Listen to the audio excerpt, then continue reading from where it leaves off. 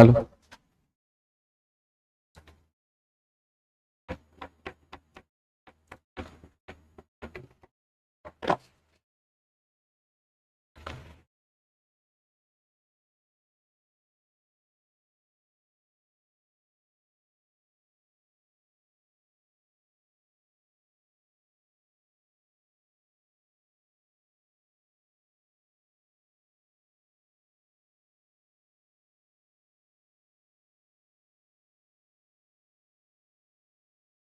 तो कैसे हैं आप लोग? और हम लोग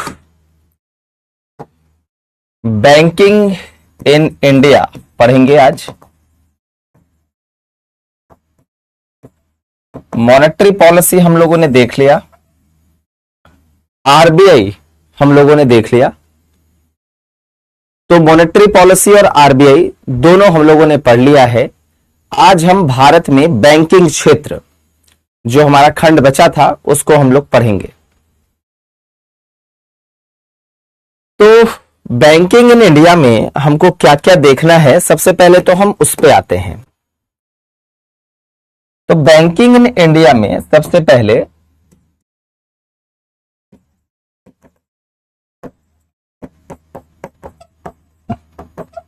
हम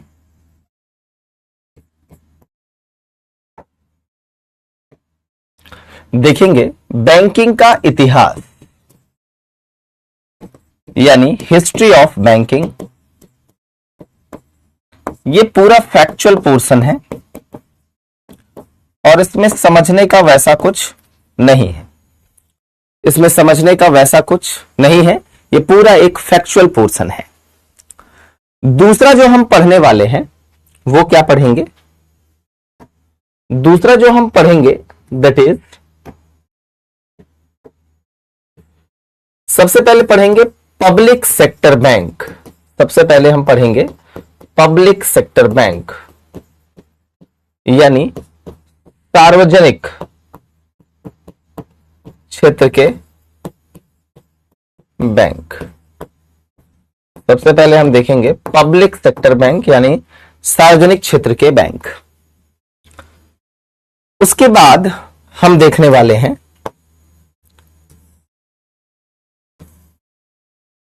उसके बाद हम देखेंगे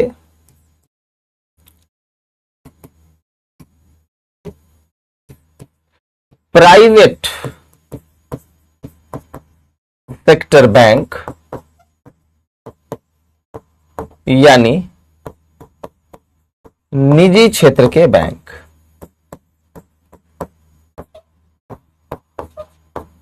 उसके बाद हम देखेंगे निजी क्षेत्र के बैंक। उसके बाद अगला जो हमारा रहेगा that will B foreign banks. That will B foreign bank,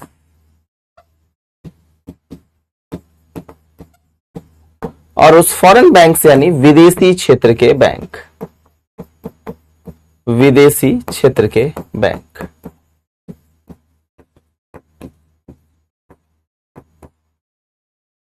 उसके बाद चौथा हमारा रहेगा that will be a different category, that is differential bank. That will be differential bank.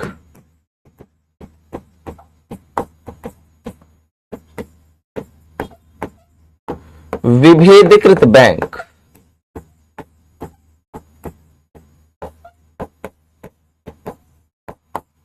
इसमें हम क्या क्या पढ़ेंगे? इसमें हम पढ़ेंगे RRB, small finance bank, payment bank, and the last one is wholesale bank, but it is proposed. Only proposed, ये प्रस्तावित है। अब इन सब का जो फुल फॉर्म है, क्योंकि बहुत सारे सोना बाबू लोग ऐसे होंगे जो बार बार फुल फॉर्म का रट लगाए बैठेंगे, लेकिन सोना बाबू सब आप लोग ध्यान रखिए, इसका फुल फॉर्म उसी समय हम समझेंगे जब हमको वो खंड पढ़ना रहेगा। उससे पहले उसका फुल फॉर्म जान करके हमको कोई विशेष उपलब्धि हासिल नहीं होगी, इसीलिए हम लोग उसी समय इसको पढ़ेंगे। तो ये सारा जो रहेगा वो हमारा आज के बैंकिंग में रहेगा। सबसे पहले बैंकिंग का इतिहास है, और बैंकिंग का इतिहास जो है वह अगर देखा जाए तो बैंकिंग का इतिहास पूरा एक फैक्चुअल पोर्शन है, ठीक है। उसके बाद हम लोग पब्लिक सेक्टर बैंक पे आएंगे, फिर प्राइवेट, फिर फॉरेन, और फिर आएंगे डिफरेंशियल बैंक पर, ठीक है। फिर आएंगे डिफरेंशियल बैंक पर, और फिर हमारा जो एक खंड बचेगा that will B non bank, that will B non bank, यानी जो बैंक नहीं है, जो बैंक नहीं है उस पर आएंगे। और इसमें एक चीज हम पढ़ेंगे AIFI, यानी all India financial intermediaries, all India financial intermediaries,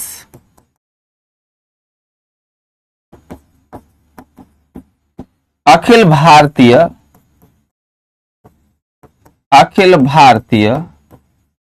वित्तीय मध्यस्थ,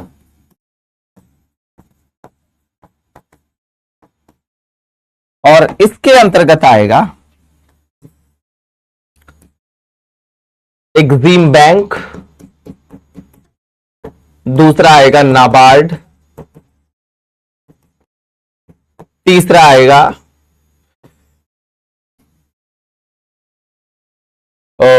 तीसरा क्या है, सिडबी या नेशनल हाउसिंग बैंक, चौथा आएगा सिडबी, और पहले 4 ही थे ये, अभी रिसेंटली एक और बना है national bank for financing infrastructure. तो ये 5 आएगा। पांचों का फुल फॉर्म हम लोग बाद में देखेंगे, पांचों का जो फुल फॉर्म होगा वो हम लोग बाद में देखेंगे, ठीक है।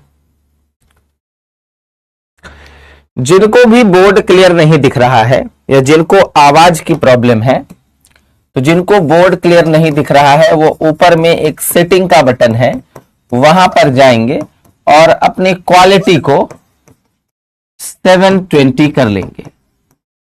जिनको आवाज या साउंड गूंज रहा है वो वापस से बैक करेंगे, बैक करने के लिए मोबाइल में बटन होता है, या फिर स्लाइड करेंगे और फिर वापस से री एंटर करेंगे।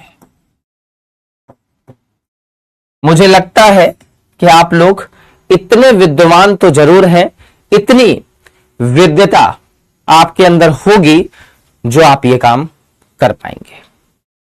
तो मुझे ऐसा प्रतीत होता है कि इतने विद्वान तो आप लोग होंगे, तो इतना तो कम से कम होगा, ठीक है। जैसे ही ये बैंकिंग वाला खंड खत्म हो जाएगा, हम लोग एक MCQ का जो राउंड है वह रखेंगे, जो हो सकता है कि हम लोग इस सैटरडे को रख लें, या फिर यह भी संभव है हम लोग एक राउंड MCQ का रखेंगे जिसमें हम लोग नेशनल इनकम और बैंकिंग और मॉनेटरी पॉलिसी, इन सारे खंडों के MCQ को हम लोग पढ़ेंगे, ताकि हमको यह भी पता चल जाएगा कि भैया हमको क्या क्या जो है वह पढ़ना है और कैसे इसको सॉल्व करना है, ठीक है।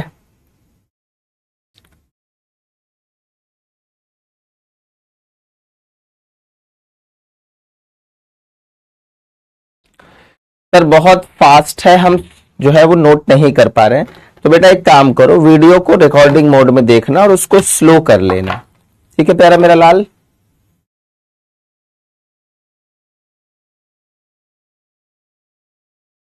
ठीक है लाल, चलो तो स्टार्ट किया जाए।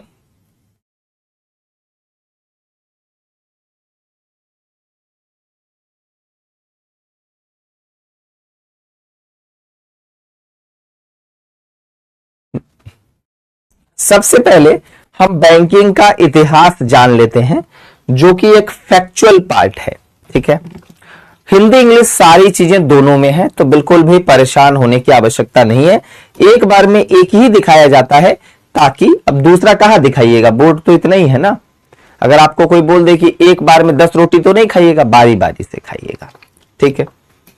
आइए, तो सबसे पहले है यहां पर हम लोग देख सकते हैं स्टार्ट जो है ना वो हम लोग बैंकिंग के इतिहास का कहां से कर रहे हैं।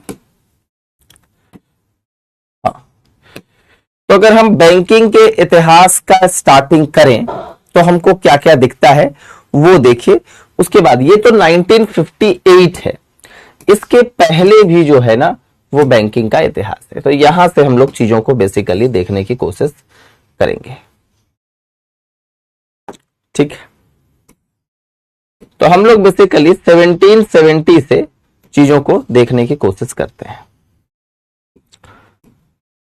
देखिए 1770 में क्या हुआ, सारा कुछ याद नहीं रखना है, जो आपको याद रखना है वो मैं आपको बता दूंगा। ठीक है, 1770 में हिंदुस्तान या बैंक ऑफ हिंदुस्तान की स्थापना हुई और यह स्थापना कलकत्ता में हुई। और यह जो बैंक था, यह बैंक यूरोपियन स्वामित्व में था, मतलब इस बैंक का जो स्वामी थे वह एक यूरोपियन बॉडी था। ठीक है, यानी यह भारतीय संस्था नहीं थी, स्वदेशी नहीं था। ठीक है, ये क्या है भैया, कॉल आ रहा है, चलिए कोई बात नहीं। दूसरा है 1806। 1806 में बैंक ऑफ बंगाल की स्थापना होती है। ठीक है, और बैंक ऑफ बंगाल जो है वह एक पहला प्रेसिडेंसी बैंक बनता है। यह 1806 की घटना है जब बैंक ऑफ बंगाल की स्थापना होती है। फिर 1844 में बैंक ऑफ बॉम्बे की स्थापना होती है। फिर बैंक ऑफ मद्रास की स्थापना होती है। इसके बाद क्या होता है, इसके बाद क्या होता है कि 1861 में ये जो बैंक ऑफ बंगाल है, ये बैंक ऑफ बॉम्बे है और ये बैंक ऑफ मद्रास है, यह तीनों बैंक आपस में मिल जाते हैं और इन तीनों बैंकों को एक तो करेंसी छापने का अधिकार मिल जाता है 1861 में। ठीक है, 1865 में इलाहाबाद बैंक शुरू होता है और यह बैंक भी वापस से यूरोपियन स्वामित्व वाला ही बैंक होता है, मतलब इसके भी मालिक जो है वह इंडियन नहीं होते हैं। पहला जो भारतीय स्वामित्व वाला है वो 1894 है। तो आप जो मैंने घेरा वो याद रखेंगे और चूंकि पहला है तो इसको आप याद रख सकते हैं। तो 1894 में पहली बार जो है वह पीएनबी की स्थापना हुई, जिसमें लाला लाजपत राय की महत्वपूर्ण भूमिका थी। ठीक है, तो ये पीएनबी बैंक था। 1908 में बैंक ऑफ बड़ौदा की स्थापना हुई। अब इतना ये सब याद रखने की आवश्यकता नहीं है, बशर्ते कि आप अगर बीपीएससी परीक्षा के अलावा या बीपीएससी या बिहार के अन्य एग्जाम्स परीक्षा के अलावा अगर आप बैंकिंग की परीक्षा दे रहे हैं तब उसके लिए ये जरूरी पड़ेगा। 1921 में सबसे खास घटना हुई है जो आपको ध्यान रखना है। ये जो बैंक ऑफ कोलकाता था, ठीक है, तो ये जो bank of Calcutta plus Mumbai और प्लस चेन्नई, इन तीनों को आपस में मिला दिया गया और बना दिया गया इंपीरियल बैंक ऑफ इंडिया। ये क्या बना, इंपीरियल बैंक ऑफ इंडिया। ये तीनों बैंक यानी जो 1806 में, 1840 में और 1843 में जो ये तीनों बैंक थे, इनको आपस में मर्ज करके बना दिया गया इंपीरियल बैंक ऑफ इंडिया। ठीक है, और imperial bank of India he in future आप देखेंगे कि जब आगे जाएगा तो यही इंपीरियल बैंक ऑफ इंडिया बनेगा आपका एसबीआई। यही जाकर के बाद में 1955 में एसबीआई बनता है। 1921 के बाद ये 1955 में यही जो है वह एसबीआई बनता है। यही बनता है। ठीक है, क्लियर है। इसके बाद 1935 में आरबीआई की स्थापना होती है, जो हम लोगों ने पढ़ लिया है ऑलरेडी। ठीक है, और 1940s में कई छोटे छोटे जो रियासत थे ना, देसी रियासत, आपको पता होगा मॉडर्न हिस्ट्री में कि भारतीयों पर अंग्रेजों ने जब शासन किया तो एक तो प्रत्यक्ष तौर पर शासन किया और एक अप्रत्यक्ष किया। वहां पर राजाओं को बिठाकर रखा, कंट्रोल ब्रिटिशर्स ही थे, उनको हम रियासतें कहते हैं। तो रियासतों का अपना कुछ कुछ बैंक था। ठीक है, रियासतों का अपना जो है वह कुछ कुछ बैंक रहा है। क्लियर है जी। उसके बाद 1948 में भारत में हैदराबाद का विलय हुआ और इसके लिए ऑपरेशन पोलो स्टार्ट किया गया था। इसका बैंकिंग चैप्टर से कोई लेना देना नहीं है, लेकिन चूंकि क्रोनोलॉजी में आता है इसलिए मैंने आपको यह बता दिया। ऑपरेशन पोलो नीचे लिखा है हैदराबाद के लिए, यहां पर उसका अंग्रेजी भी लिखा हुआ है। ठीक है, इसके बाद जो देखिएगा तो 1951 में आपको पता है, आगे हम पढ़ेंगे भी, फर्स्ट 5 ईयर प्लान जो है वो 1951 में लागू हुआ। 1953 में एयर इंडिया का राष्ट्रीयकरण हुआ 1953 में। 1955 में इंपीरियल बैंक का राष्ट्रीयकरण हुआ, मतलब इंपीरियल बैंक ऑफ इंडिया को नेशनलाइज कर दिया गया, ठीक है, और स्टेट बैंक ऑफ इंडिया बना। यानी अगर हम कहें कि भारत में पहला ऐसा बैंक जो सरकारी बैंक बना है वो कौन है, तो वो एसबीआई है। हालांकि भारत में नेशनलाइजेशन की प्रक्रिया बाद में शुरू हुई है, जिस पे हम थोड़ी देर में प्रकाश डालेंगे, उस पर will throw some light on that कि what is the nationalization of banks, उसको हम पढ़ेंगे। उसके लिए अभी आपको परेशान होने की आवश्यकता नहीं, अभी हम बस हिस्ट्री देख रहे हैं। अब देखिए उसके बाद 1956 में एलआईसी आया है, तो जितनी भी प्राइवेट बीमा कंपनियां थी सबका सरकारीकरण हुआ इसके माध्यम से। 1957 में केरल में पहली कम्युनिस्ट सरकार बनी है। ये सब सवाल जो है वह पूछता है, ठीक है, तो ऐसा मत, मैं आपको टाइमलाइन से समझा दे रहा हूं ताकि क्या फायदा होगा, ताकि आप मतलब कोई भी अगर इवेंट आया है जिसका बैंक से लेना देना नहीं भी है, वो भी इवेंट आप इसमें कनेक्ट कर लेंगे, और ये सब पीवाईक्यू से ही लिया हुआ है। 1961 में गोवा दमन द्वीप को भारत में विलय हो गया, जिसको हम ऑपरेशन विजय कहते हैं। 1963 में state bank of Bikaner and Jaipur का आपस में इसको भी मिला दिया गया है। 1969 में 14 बड़े निजी बैंक राष्ट्रीयकृत कर गए। ये हम अभी कुछ देर के बाद इसको पढ़ेंगे, लेकिन इसको याद रखना है, ठीक है, क्लियर है। इसके बाद 1972-73 में जीआईसी एक्ट आया। GIC is the general insurance companies, ठीक है, जनरल इंश्योरेंस कंपनीज, क्लियर है। जनरल इंश्योरेंस कंपनीज और एलआईसी में क्या अंतर होता है, तो जब जीवन बीमा होता है तो उसको हम एलआईसी कहते हैं लाइफ के लिए। लाइफ के अलावा कोई भी इंश्योरेंस है, जैसे मान लो चोरी का इंश्योरेंस आप करा के रखते हैं, कोई भी अदर इंश्योरेंस लाइफ के अलावा, वो जनरल इंश्योरेंस में आता है। तो जनरल इंश्योरेंस की भी जो प्राइवेट कंपनियां थी उनको मिलाकर के सरकारी कर दिया गया, ठीक है। 1980 में, यानी 1969 में 14 बैंकों को किया गया था, और 1980 में और 6 बैंकों का हमने राष्ट्रीयकरण कर दिया, ठीक है। 1991 में बैंकिंग से रिलेटेड एक समिति बनी थी, जिसका उद्देश्य था कि भारत में बैंकों को कैसे सुधारा जाए। तो यह बैंकिंग सुधार की समिति बनी, जिसका नाम क्या है, नरसिम्हम समिति, जिसका नाम है नरसिम्हम समिति, जो 1991 में बैंकिंग सुधारों के लिए बनाई गई थी। उसके बाद 1997 में नरसिम्हम समिति 2 बनी थी, जिसका उद्देश्य था कि मतलब 1991 में भी नरसिम्हम बना, 1997 में भी जो है वह नरसिम्हम बना है। 2007 में जो है वह रघुराम राजन समिति बनाई गई 2007 में। 2014 में जो है वह पीजे नायक समिति बनी बैंकिंग गवर्नेंस सुधार के लिए। 2019 में जो है वह अनुच्छेद 370 को हटाने के बाद केंद्र सरकार की हिस्सेदारी जम्मू कश्मीर के बैंक में 60% हो गई, ठीक है। और फिर 2021 में एम नरसिम्हम का निधन हो गया, जो यहां पर सुधार की समिति थी। तो बैंकिंग सुधार से संबंधित समिति एम नरसिम्हम है, 2 बार आई, लास्ट में 2021 में कोरोना के समय जो है वह इनका निधन हो गया। ये बैंकिंग सुधारों के जनक यानी फादर ऑफ बैंकिंग रिफॉर्म्स जो है वह हम इनको कहते थे, आर्किटेक्ट ऑफ बैंकिंग रिफॉर्म्स। तो यहां पर 2 ऐसी बातें हैं जो आपको समझ में नहीं आई होगी। कौन कौन सा बात? एक बात तो ये वाला कि सर 1969 में क्या हुआ, और दूसरा 1980 में क्या हुआ। बाद बाकी सब तो फैक्ट है, ठीक है, बाद बाकी सब तो फैक्ट है। 2 जो चीजें हैं वो आपको समझ में नहीं आई होगी, ठीक है। बच्चा ये लोग क्यों इरिटेट इतना करता है, राजनारायण क्यों इतना इरिटेट करते हो बेटा? बाबू मेरा क्लास के शुरुआत में ही बता दिया कि ऊपर में सेटिंग है 720 340, इस पे देखो ना बाबू, क्लास को क्यों इतना इरिटेट करते हो बेटा, क्यों इतना इरिटेट करते हो? क्लास में अगर यही करते रहोगे तो कब तुम्हारा कंपटीशन निकलेगा?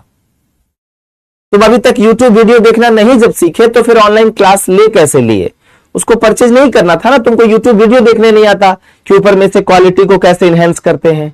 तो जब YouTube देखना नहीं जानते तो फिर ऐप में क्लास कैसे देख रहे हो? मत देखो ना, नहीं लेना चाहिए था तुमको ये। तुम आकर के क्लास में केवल डिस्टर्ब कर रहे हो, ये क्वालिटी वो क्वालिटी। अरे भाई, ऊपर में जब भी कोई क्वालिटी की दिक्कत होती है, यूट्यूब पे भी ऊपर में क्वालिटी इनहेंसमेंट का ऑप्शन होता है। ठीक है, ऊपर में क्वालिटी इनहेंसमेंट का ऑप्शन होता है, वो क्वालिटी इनहेंसमेंट जो है वो आप करिए। समझ रहे हैं? यहां पर क्लास में दूसरे को डिस्टर्ब नहीं करिए, जिसको पढ़ना है उसको पढ़ने दीजिए। अब एक का सवाल है टेलीग्राम से कैसे जुड़े? भाई मैं यहां टेलीग्राम फिर जोड़ने आया हूं आपको। गजब का मतलब समस्या है भाई। चलिए अब देखिए, दो सवाल आपके मन में आ सकता है। एक तो ये 1969 वाला, अंग्रेजी में भी देख सकते हैं, और दूसरा जो आ सकता है आपके मन में वो है, दूसरा जो आपके मन में आ सकता है डेट इज 1980 वाला। अब इन दोनों सवालों का जो जवाब है वो आपको वीडियो के अगले पॉइंट में मिलेगा। ठीक है, क्लियर है?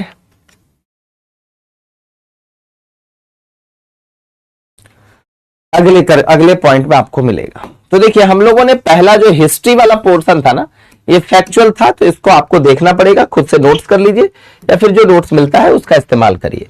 ठीक है, दिवाली के समय बहुत सारे लोग भी छुट्टी पे थे, हम भी छुट्टी पे थे, इस कारण से नोट्स में आगे पीछे हुआ होगा, लेकिन अब जो है वह नोट्स थोड़ा सा हम लोगों का समय से आपको मिल जाएगा। ठीक है, क्योंकि सब कोई छुट्टी में रहता है, तो आप समझ ही सकते हैं कि सबका परिवार है। आप जैसे दिवाली मनाते हैं वैसे सब कोई दिवाली मनाता है, सब कोई कुछ छुट्टियां होती है, तो उस कारण से कल परसों में आपको सारा कुछ मिल जाएगा, नोट्स जो भी अपलोड होना है। अब देखिए यहां पर,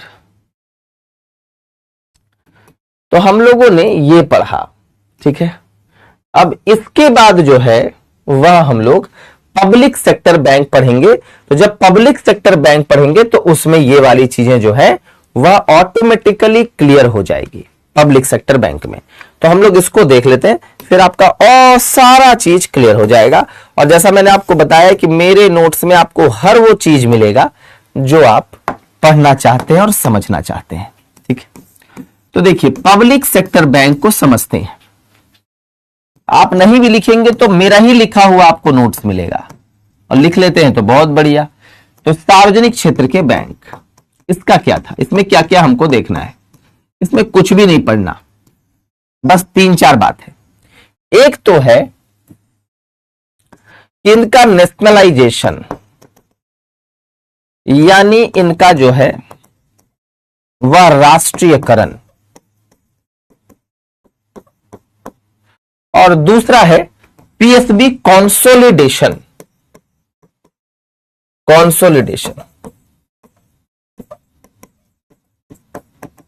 यानी पब्लिक सेक्टर बैंक का, यानी सरकारी बैंकों का समेकन। अब समेकन में एक हम इसमें पढ़ेंगे मर्जर, जिसका मतलब होता है विलय, और दूसरा पढ़ेंगे प्राइवेटाइजेशन, जिसका मतलब होता है बैंकों का निजीकरण।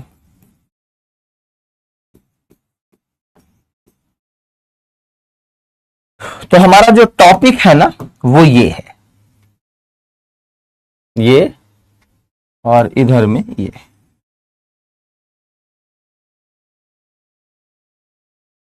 जीआईसी एक्ट का मतलब होता है जनरल इंश्योरेंस कंपनीज। एलआईसी मतलब लाइफ इंश्योरेंस। तो एलआईसी की ढेर सारी छोटी छोटी प्राइवेट कंपनियां थी, उनको मिलाकर के सरकारी कंपनियां बना दिया गया।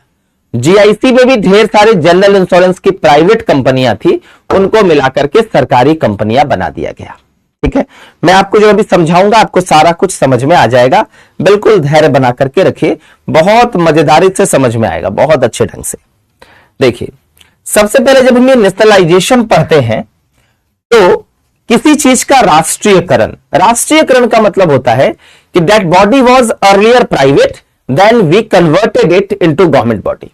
यानी वो बॉडी पहले एक निजी बॉडी थी, उसको हम लोगों ने सरकारी बॉडी बना दिया। यानी कल तक आप प्राइवेट कंपनी में काम करते थे, आज आप सरकारी कंपनी में काम कर रहे हैं।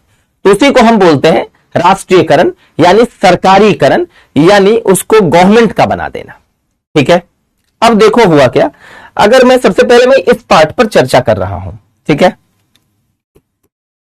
तो सबसे पहले अगर कोई व्यक्ति इस पार्ट पर चर्चा करता है कि नेशनलाइजेशन क्या होता है, अगर कोई व्यक्ति इस बात पर चर्चा करता है कि राष्ट्रीयकरण क्या होता है,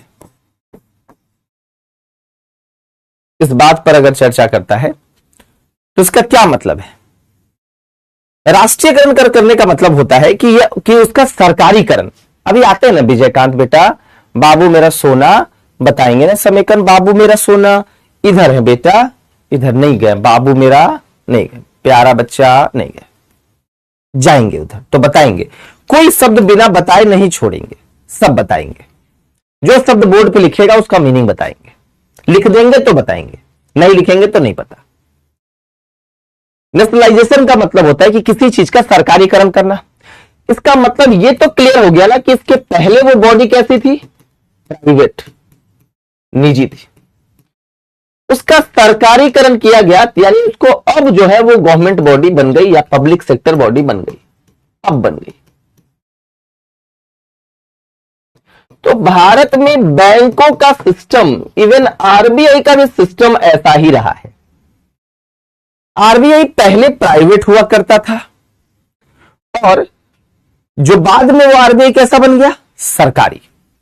ठीक उसी प्रकार से प्राइवेट बॉडी, जो प्राइवेट बैंक्स, पहले जो बैंक्स होते थे वो प्राइवेट होते थे, उन बैंकों को पहले बनाया गया सरकारी, और उसके बाद आज के डेट में आप देख रहे हैं कि बैंकों को निजी बैंक भी आ गए, सरकारी तो है ये है, और साथ ही साथ विदेशी भी आ गए।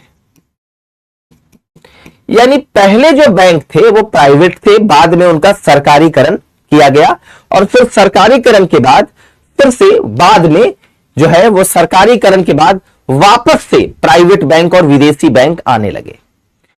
अब पहले प्राइवेट बैंक था, बाद में सरकारीकरण क्यों हुआ, तो सरकारीकरण इसलिए हुआ क्योंकि प्राइवेट बैंक्स जो थे ना वो कुछ खास ग्रुप ऑफ पीपल्स को ही लोन देते थे। प्राइवेट बैंक गरीबों को लोन नहीं देते थे। ठीक है, प्राइवेट बैंक किसी मजदूर को, किसी महिला को लोन नहीं देना चाहते थे, क्योंकि उनको लगता था कि उनका पैसा वापस नहीं होगा, ऐसा उनको फील होता था। तो इस कारण से प्राइवेट बैंक जो है वह लोन देना नहीं चाहते थे। इसीलिए सरकार ने क्या करा, सरकार ने बैंकों का राष्ट्रीयकरण करा। कैसे कैसे, तो एक राष्ट्रीयकरण, बैंकों की बात करें तो एक राष्ट्रीयकरण 1969 में हुई और एक राष्ट्रीयकरण 1980 में हुआ। इस समय 14 बैंक जो प्राइवेट बैंक थे और बड़े बैंक थे उनको बना दिया गया कैसा, सरकारी, और इस समय 6 बैंक जो बड़े बैंक थे उनको बना दिया गया सरकारी। तो प्राइवेट थे लेकिन सरकारी बना दिया गया, क्योंकि सरकारी बनाने का उद्देश्य था कि उस बैंकों का फायदा गांव-गांव तक, लोगों तक पहुंचे। That was the motive. ठीक है, तो इसलिए 14 और प्लस 6 20 जो है वह बैंक बन गए, सरकार के बैंक ये सब हो गए। लेकिन जो ही बैंकों को सरकार के अंदर लाया गया, बैंकों की इफिशियंसी या बैंकों की दक्षता घट गई। बैंक अब सरकार के हिसाब से लोन देने लगे, बैंकों का इंटरेस्ट रेट भी सरकार ही डिसाइड करने लगा। अब आप सोचिए कि अगर किसी पार्टी को लोन लेना है, वोट लेना है, तब तो वो लोन का ऋण सस्ता कर देगा, लेकिन इस सस्ते से, इस ऋण माफी से एक्चुअली किसका नुकसान होगा, तो बैंक का। तो बैंक का मोटिव भैया प्रॉफिट तो कमाना है ही, और सरकार के अंदर आने के बाद बैंकों की सारी गतिविधि पर all activities were controlled by the government, even the interest rate. Bank का इंटरेस्ट रेट भी सरकार बताती थी कितना होगा। इससे एक्चुअली क्या होने लगा कि बैंकों का इफिशियंसी, बैंकों की प्रॉफिटेबिलिटी घटने लगी, क्योंकि जो ही बैंक का पैसा बचता था, मतलब जो ही बैंक का पैसा लोन के पास कोई लौटाया नहीं, चुका नहीं पाया, त्यों ही सरकार ये बात बोलती थी कि भैया उनका ऋण माफ कर दो, वोट बैंक पॉलिटिक्स के कारण। तो आप सोचिए कि अगर कोई वैसा बैंक बन जाए जो बैंक पूरे तरीके से सरकार के माध्यम से चले, तब तो सरकार उससे अपना काम निकलवाने का प्रयास करेगी, उससे देश का भलाई नहीं होगा। इस कारण से 1991 में 1990s में मैं कहूं 1990 के दशक में एम नरसिंघम समिति बनाई गई और एम नरसिंघम समिति ने कुछ सिफारिश करी। एम नरसिंघम समिति ने कहा कि ऐसे नहीं चलेगा, सरकार को जिस प्रकार से सरकार बैंकों को नियंत्रण कर रही है ऐसा नहीं चलेगा, सरकारों को बैंकों से नियंत्रण कम करना पड़ेगा। सरकार बैंकों का ब्याज दर निर्धारित न करे, सरकार यह न निर्धारित करे कि बैंक इसको लोन देगा नहीं देगा, यह सब सारा कार्य बैंक और आरबीआई को मिलकर के करने को दिया जाए। और साथ ही साथ अब प्राइवेट बैंक्स और विदेशी बैंकों को भी भारत में अनुमति दिया जाए। तो ऐसी बात जब एम नरसिंघम ने कही तो उसके बाद से ही सरकार का नियंत्रण सरकारी बैंकों से कम होना शुरू हुआ और फिर प्राइवेट बैंकों का अस्तित्व आपको देखने को मिलता है और साथ ही साथ विदेशी बैंकों का अस्तित्व देखने को मिलता है। यानी पहले बैंक निजी थे, फिर सरकारी बने और वापस से अब निजी, सरकारी और विदेशी तीन प्रकार के बैंक आपको देखने को मिलते हैं। जैसे निजी में आईसीआईसीआई, सरकारी में एसबीआई या central bank of India. Central bank of India जो सेंट्रल बैंक ऑफ इंडिया है, आरबीआई मत सोचिए, सेंट्रल बैंक ऑफ इंडिया भी बैंक है एक। और तीसरा फॉरेन बैंक में एचएसबीसी, सिटी बैंक, ये सब। ठीक है, तो कहने का मतलब है कि इंश्योरेंस वाले के भी साथ ऐसा ही हुआ। इंश्योरेंस कंपनी पहले कैसे थी? प्राइवेट। पहले कैसे थी? प्राइवेट थी। उसके बाद एलआईसी एक्ट के माध्यम से और जीआईसी एक्ट के माध्यम से इंश्योरेंस कंपनियों को कैसा बनाया गया? इंश्योरेंस कंपनियों को जो है वह पहले प्राइवेट से सरकारी बनाया गया और फिर बाद में सरकारी से इंश्योरेंस कंपनियों को फिर से प्राइवेट इंश्योरेंस कंपनी की तरफ मूव हो रहा है। तो जैसा जैसा बैंक मूव किया है, 3 स्टेज आप देख सकते हैं। ये आजादी 1969 के पहले का है और ये जो है 1980s के बाद का है, 1990s के बाद का। तो इंश्योरेंस कंपनियां भी कुछ ऐसा ही मूव हुआ है, पहले प्राइवेट थी फिर सरकारी बनी और अब तो जो है वह प्राइवेट भी है, एफडीआई भी अलाउड है। मतलब अब बैंकों के जैसा ही हो गया है, प्राइवेट, विदेशी और साथ ही साथ सरकारी। यहां तक समझ में आया?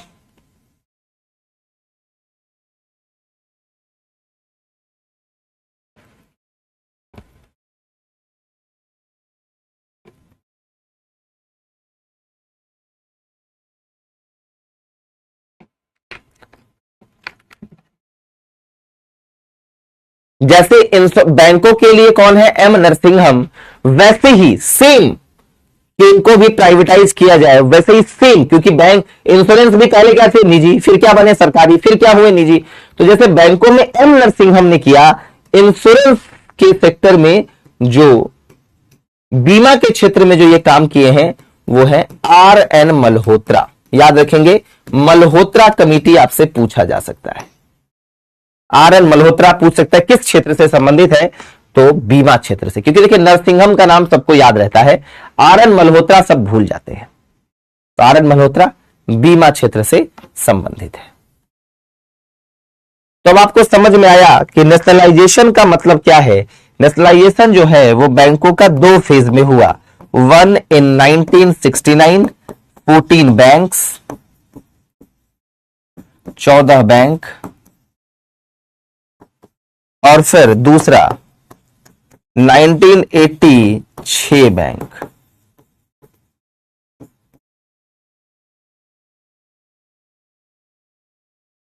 छह 14 बैंक और 6 बैंक। कोई दिक्कत इसमें?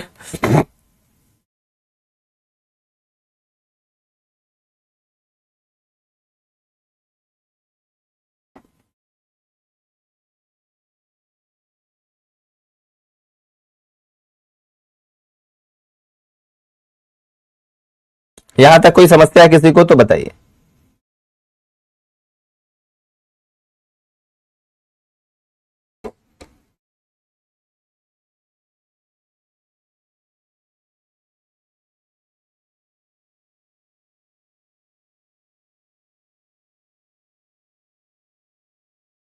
अभी कोई पूछ रहा था कि अभी भारत में कितने बैंक है, तो अभी भारत में 12 पब्लिक सेक्टर बैंक है। अभी भारत में 12 पब्लिक सेक्टर बैंक है और एक है जो पेमेंट बैंक है, लेकिन सरकार का है, लेकिन वो इस कैटेगरी में आता है। अभी जो एक और है वो इस कैटेगरी में आता है, इस वाले में, जिसको हम बोलते हैं इंडिया पोस्ट पेमेंट बैंक। ये भारत सरकार का ही है, तो सरकारी बैंक है, लेकिन ये तो पेमेंट बैंक है। और अगर पब्लिक सेक्टर बैंक की बात करें तो 12 है, 12 plus IPPB, India post payment bank एक है, सरकारी बैंक है, लेकिन ये पेमेंट बैंक की कैटेगरी में आएगा।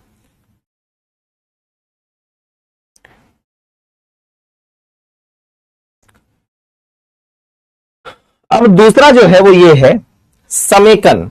तो पीएसबी कंसोलिडेशन का मतलब क्या है?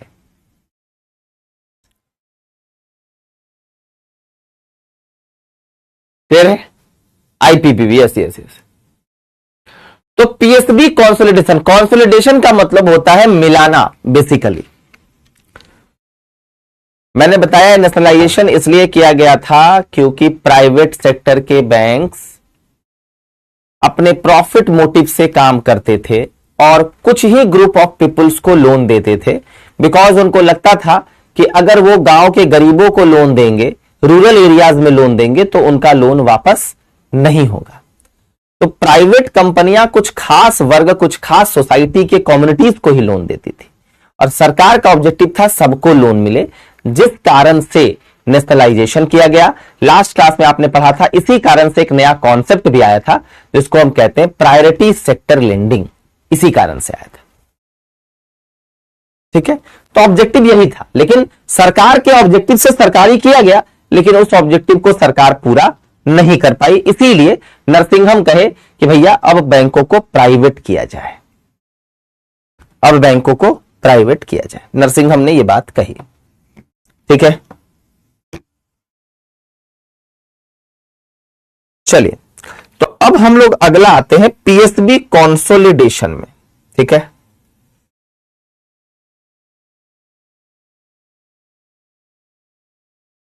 तो पीएसबी कंसोलिडेशन क्या है? पीएसबी कंसोलिडेशन मींस, या पीएसबी का मतलब सार्वजनिक क्षेत्र का बैंक, समेकन का मतलब है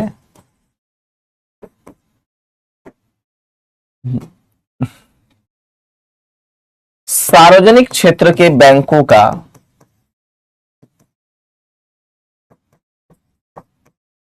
विलय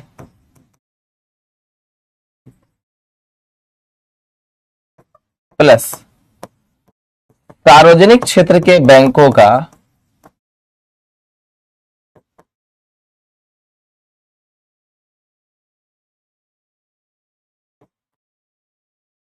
मर्जर और विलय प्लस निजीकरण,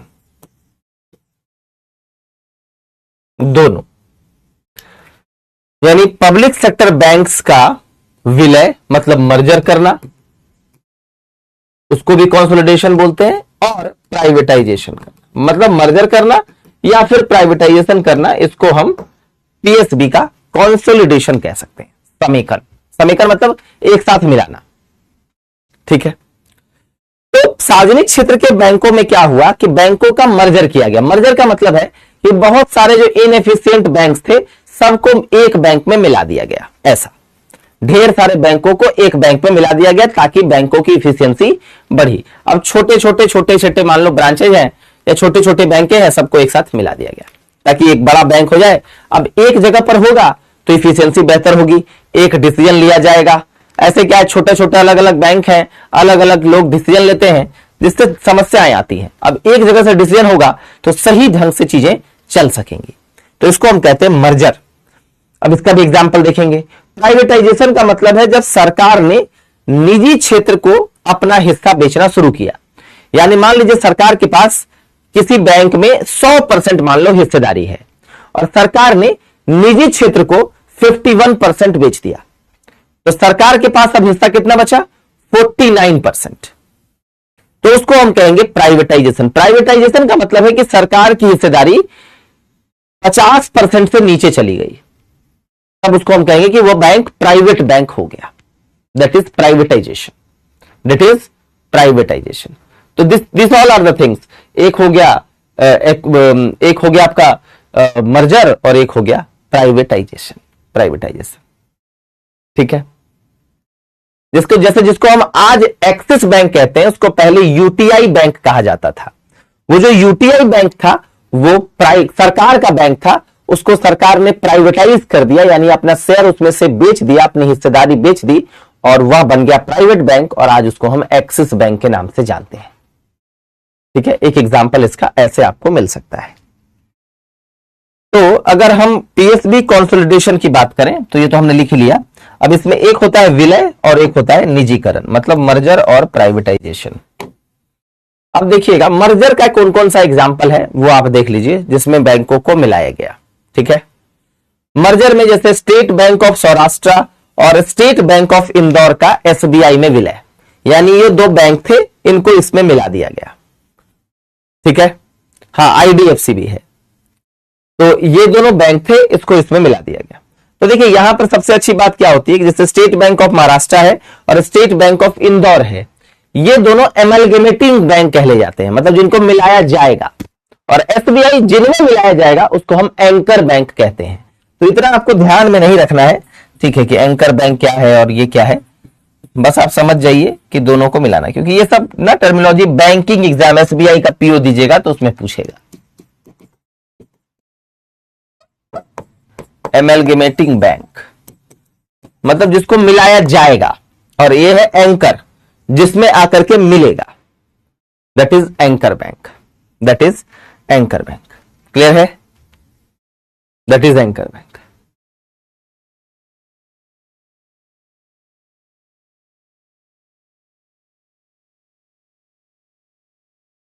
ऐसा ही एक बनाया गया था भारतीय महिला बैंक, 2013 में एक भारतीय महिला बैंक बनाया गया था, जिसको जो सरकार के स्वामित्व वाला बैंक था, जिसका हेडक्वार्टर जो है वह दिल्ली था, दिल्ली। भारतीय महिला बैंक, इसका नाम आप लोगों ने शायद सुना होगा।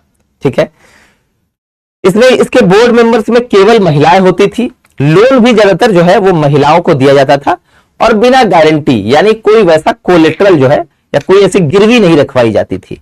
तो ये जो बैंक था 2013 में ये बैंक आया था। ठीक है, जिसमें मोस्टली महिलाएं ही सब कुछ होती थी। ठीक है, अब भारतीय महिला बैंक और 5 एसबीआई के सहायक बैंक, इन दोनों को 2017 में एसबीआई में मिला दिया गया। समझिएगा मैं क्या बोल रहा हूं। भारतीय महिला बैंक जिसको 2013 में बनाया गया था, 100% गवर्नमेंट के अंदर था, दिल्ली उसका हेडक्वार्टर था।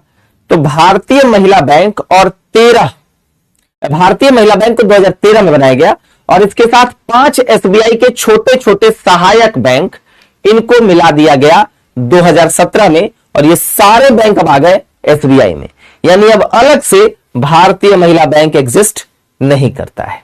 2017 में इन 5 बैंक और प्लस भारतीय महिला बैंक और एसबीआई के 5 सहयोगी बैंकों को एसबीआई में मिला दिया गया। यही 5 सहयोगी बैंक है और प्लस भारतीय महिला बैंक है, इन पांचों बैंकों को एसबीआई में मर्ज कर दिया गया। तो ये मर्जर है, जिसमें कुछ बैंकों के समूहों को एक बड़े बैंक में मर्ज कर दिया जाता है। तो उसका एक एग्जाम्पल है। क्या हमको ये याद रखना है? नहीं। मर्जर बोलते किसको है ये ध्यान रखना है। करते क्यों है? इफिशियंसी बढ़ा दी जाए, बैंकों का प्रॉफिटेबिलिटी बढ़ जाए, क्योंकि एक अब अलग अलग तरीके से काम कर रहा है 10 गो बैंक, अब एक ही में मिला दिया गया ताकि एक यूनिफॉर्मिटी आ जाए, और साथ ही साथ एक साथ मिलकर के जब काम करेगा और एक ही उसका जो नेतृत्व करता रहेगा, तो उससे उस बैंक की प्रॉफिटेबिलिटी बढ़ सकती है। एक आदमी से ही जवाबदेही ली जाएगी। अब एक घर में 5 गो मुखिया हो जाएगा एक घर के अंदर या एक गांव के अंदर, तो सोचिए एक मुखिया से आप पूछेगा तो बोलेगा हम नहीं जानते, दूसरा का जानता है, दूसरा का पूछेगा कि तीसरा का जानता है। तो एक रिस्पॉन्सिबिलिटी के चलते ही ऐसा किया गया। और प्रॉफिटेबिलिटी बढ़ाने का, क्योंकि ये जो छोटे छोटे थे ना, इनकी प्रॉफिट नहीं थी, तो इस प्रॉफिटेबिलिटी को भी बढ़ाने के लिए ऐसा किया गया था। तो इसको हम कहते हैं मर्जर।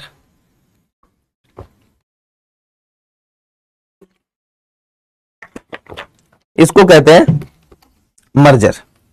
ठीक है,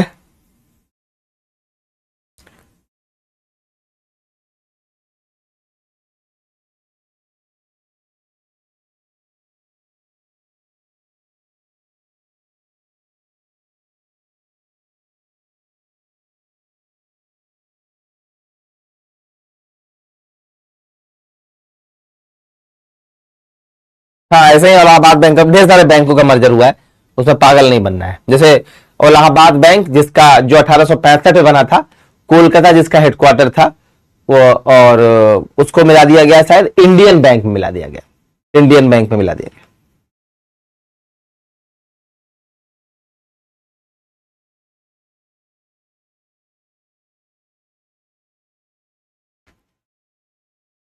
वो रूरल बैंक है, प्रतिमा सिंह जो कह रहे हैं ना बिहार के बैंकों को भी मिल, वो सब रूरल बैंक है। जब नेशनल लेवल पर बैंक मिलेगा तो वो बिहार का नहीं होगा। ऐसा नहीं कि बिहार के बैंक को मिला देंगे, ऐसा नहीं, राष्ट्र का बैंक है ना वो। चलिए, अब दूसरा है प्राइवेटाइजेशन। प्राइवेटाइजेशन प्राइवेटाइजेशन मतलब सिंपल है, 51% अपना स्टेक सरकार ने बेच दिया, और उद्देश्य क्या था, इफिशियंसी बढ़ा दीजिए, क्योंकि सरकार वाला जो होता है ना, अब जाइएगा सरकारी बैंक में 4 घंटा लंचे करता है, तो इफिशियंसी नहीं रहता काम का, उसको इच्छा नहीं तो उसको लगता है कि फ्री में पैसा आ रहा है। प्राइवेट बैंक को मिलता है टारगेट कि भैया इतना अकाउंट खुलाओ, इतना लोन दो, तब ना होगा कोई बात। तो इस कारण से जो है वो एक्सिस बैंक जो था, इसको यूटीआई था, अब इसको फिर सरकार ने बेच दिया और 51% से अपनी हिस्सेदारी कम कर ली, यानी सरकार का 50% से नीचे हो गया। तो इसको कहते हैं प्राइवेटाइजेशन, इसको कहते हैं प्राइवेटाइजेशन। ठीक है, अब यहीं से जो है, इसी जगह से हम लोग कहां पर पहुंच जाएंगे, इसी जगह से हम अपने दूसरे सेगमेंट में पहुंच जाएंगे, क्योंकि प्राइवेटाइजेशन का मुद्दा यहीं से शुरू हो गया है, और इसी से हम पहुंच जाएंगे अपने दूसरे मुद्दे में जो हम लोगों ने स्टार्ट करा था। हमने यहां पर स्टार्ट करा था, देखिए हमने यहां स्टार्ट करा, ये पढ़ लिए। इसमें हमने देख लिया 2 पार्ट, एक नेशनलाइजेशन देख लिया और दूसरा हमने देख लिया कि एक मर्जर और दूसरा प्राइवेटाइजेशन।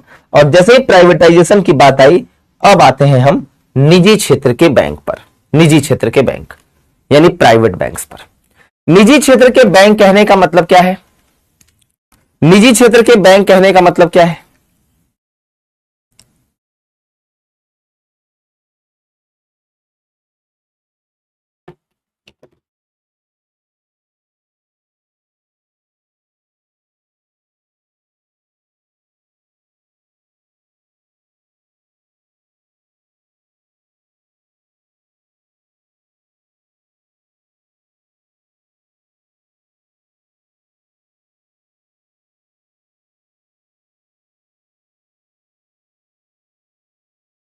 श्रीकांत जी कोई बात नहीं, बाद में देख लेना बेटा।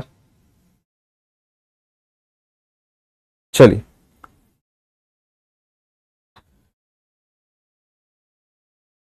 निजी क्षेत्र के बैंक, अब देखिए क्या है, निजी क्षेत्र के बैंक को अगर देखेंगे तो इसको समझते हैं।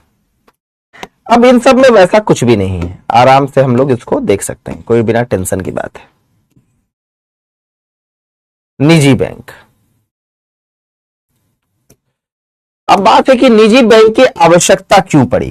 सबसे पहले तो हमको यह समझना है कि वाई निजी बैंक, क्यों। ठीक है, तो राष्ट्रीयकरण जो है वो हित में हुआ, लेकिन समस्या उत्पन्न हो गई। क्या, मैंने जैसा बताया कि कोई बिना, सरकार जिसको बोल दे उसको लोन मिल जाता था, सरकार ही जो है वो ब्याज दर तय कर देती थी। अब सोचिए, बैंक जो इंटरेस्ट ले रहा है तो उससे बैंक का अपना खर्चा निकलता है। ठीक है, आप अगर मान लेते हैं फीस लेता हूं मैं, एडिटोरिया में फीस लिया जाता है तो उसका खर्चा निकलता है। अब एडिटोरिया को बोल दिया जाए नहीं इतना पैसा ही रखना है, इतना कम फी करना है, तो एडिटोरिया अपना खर्चा निकाल ही नहीं पाएगा, तो एडिटोरिया बंद हो जाएगा। वैसे ही था यूनियन। अब बैंक जब सरकारी था तो ढेर सारे यूनियन बने हुए थे, वो बार बार बैंक पर दबाव बना रहे थे, सैलरी बढ़ाइए, ये करिए वो करिए। अब इससे क्या होता था कि बैंक का तो लोन रेट बहुत सस्ता हो गया है, और सैलरी बढ़ाने की बात हो रही है तो बैंक बढ़ाएगा कैसे। ये तो वही बात है, एडिटोरिया को बोला जाए फीस कम कर दीजिए और स्टाफ लोग बोले कि सैलरी बढ़ा दीजिए, तो ये पॉसिबल नहीं हो पाया। इस कारण से ही बैंकों का प्राइवेटाइजेशन जो है, जो प्राइवेटाइजेशन करने की आवश्यकता पड़ गई कि बैंकों का प्राइवेटाइजेशन कर दिया जाए। ठीक है, इसके अलावा अगर देखा जाए तो अब उसके बाद 1991 में एक बैलेंस ऑफ पेमेंट क्राइसिस हुआ, जो हमको एक चैप्टर में भी पढ़ना है। बैलेंस ऑफ पेमेंट क्राइसिस को हम ऐसे समझ सकते हैं, जिसको हिंदी में भुगतान संतुलन कहते हैं। इसका मतलब होता है कि भारत के पास इतना भी डॉलर और विदेशी पैसा नहीं था कि हम भारत के बाहर से चीजों को अंदर में मंगवा सकें। यानी मान लो हमको तेल मंगवाना है तो हमारे पास विदेशी पैसा नहीं है, वैसे संकट को हम बैलेंस ऑफ पेमेंट संकट कहते हैं। यानी हमारे पास विदेशी मुद्रा नहीं था। अब इसी के समय हम लोग जो है वो देखते हैं कि एक समिति बनती है जिसका नाम है एम नरसिंहम। एम नरसिंहम ने ये रेकमेंड किया कि भैया ये तो सरकारी बैंक तो भैया देश को की अर्थव्यवस्था को पूरा डुबा देंगे, तो सरकारी बैंक तो गड़बड़ मामला है, तो क्या होगा फिर, कैसे किया जाए। तो एम नरसिंहम ने कहा कि सबसे पहले तो आप प्राइवेट बैंक्स और फॉरेन बैंक्स को एंट्री दीजिए। पहला एक कंपटीशन बढ़ेगा, क्योंकि अभी सरकारी बैंक है सुस्ता अवस्था में चल रहे हैं, जब फॉरेन बैंक आएंगे तब उनको लगेगा, जब इंडियन प्राइवेट बैंक आएंगे तब वो इफिशिएंट होंगे, पहला। दूसरा उन्होंने कहा कि सरकार जो ये सब सारा चीज डिसाइड करती है, इंटरेस्ट रेट, किसको लोन देना है नहीं देना है, लोन दे दिया तो लोन माफ कर दिया, ये सब काम मत करिए, क्योंकि ये सब आपको मतलब थोड़े टाइम के लिए प्रॉफिट दिखाएगा, लेकिन लॉन्ग टर्म के लिए ये नुकसानदायक होगा। ठीक है, तो ये भी कहा। तीसरा, आरबीआई को जो है वह ये जो सीआरआर और एसएलआर है, ठीक है, अब एक्चुअली देखिए अगर सीआरआर और एसएलआर ज्यादा रहेगा, अब आप सोचो मैंने आपको बताया था कि अगर 100 में मान लो 4 है सीआरआर और 18 है एसएलआर, तो बैंक के पास कितना बचा, 78। अब सोचिए इसको बढ़ाते जा रहे हैं, मान लो इसको 20 कर दिया, इसको मान लेते 50 कर दिया, तो कितना हो गया ये 70। तो बैंक के पास लोन देने के लिए कितना बचेगा, 30 रुपए। इसको और बढ़ा दो तो लास्ट में तो भैया बैंक के पास पैसा देने को बचेगा ही नहीं, फिर क्या करेंगे, फिर क्या होगा। तो कहने का मतलब मेरा यही है कि ज्यादा जो है वो आप अगर सीआरआर और एसएलआर को बढ़ाते चले जाएंगे तो सारा पैसा तो आरबीआई के पास चला जाएगा या फिर बैंक के पास गुल्लक में चला जाएगा, बैंक के लिए लोनेबल फंड कम होता चला जाएगा। ऐसा मत करिए, ऐसा मत करिए। यह बात एम नरसिंहम ने कही कि आरबीआई को सीआरआर और एसएलआर कम रखना चाहिए। अब यह नहीं कि बढ़ाते चले जा रहे हैं तो फिर बैंक लोन ही नहीं दे पाएगा, यह नहीं करना चाहिए। उसके बाद बैंक के पास फ्रीडम होना चाहिए और प्राइवेट और फॉरेन बैंक्स को अलाउ करना चाहिए। बहुत पहले बीपीएससी में यह पूछा था कि एम नरसिंहम ने कौन कौन से सिफारिश करी है, ऐसा करके एक सवाल बनाया था। ठीक है, तो इसके बाद जो है वो प्राइवेट बैंक आने का सिलसिला जो है वह अब शुरू हुआ और भारत में 3 राउंड में प्राइवेट बैंक को लाइसेंस दिया गया। एक राउंड 1 था 1993 से 1995 जिसमें आईसीआईसीआई, एचडीएफसी बैंक ये सब आया। उसके बाद 2001 से 2004 जिसमें कोटक महिंद्रा आया, फिर 2013 से 16 जिसमें बंधन बैंक ये सब आया। तो हमको ये सब ध्यान में रखना कि कौन बैंक को लाइसेंस कब मिला, हमको बस ये ध्यान रखना है कि प्राइवेट बैंकों को जो है वह लाइसेंस मिलना शुरू हुआ और ये 3 राउंड 1993 में शुरू हुआ, 2001 में शुरू हुआ और 2013 में भी जो है वह एक राउंड शुरू हुआ है।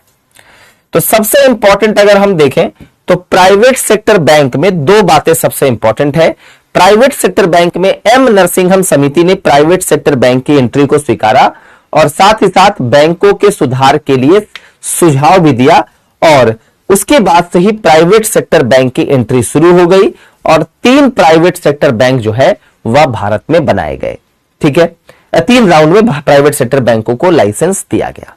तो इतना चीज हमको ध्यान में रखना है। ठीक है, इतना चीज हमको ध्यान में रखना है, याद रहेगा।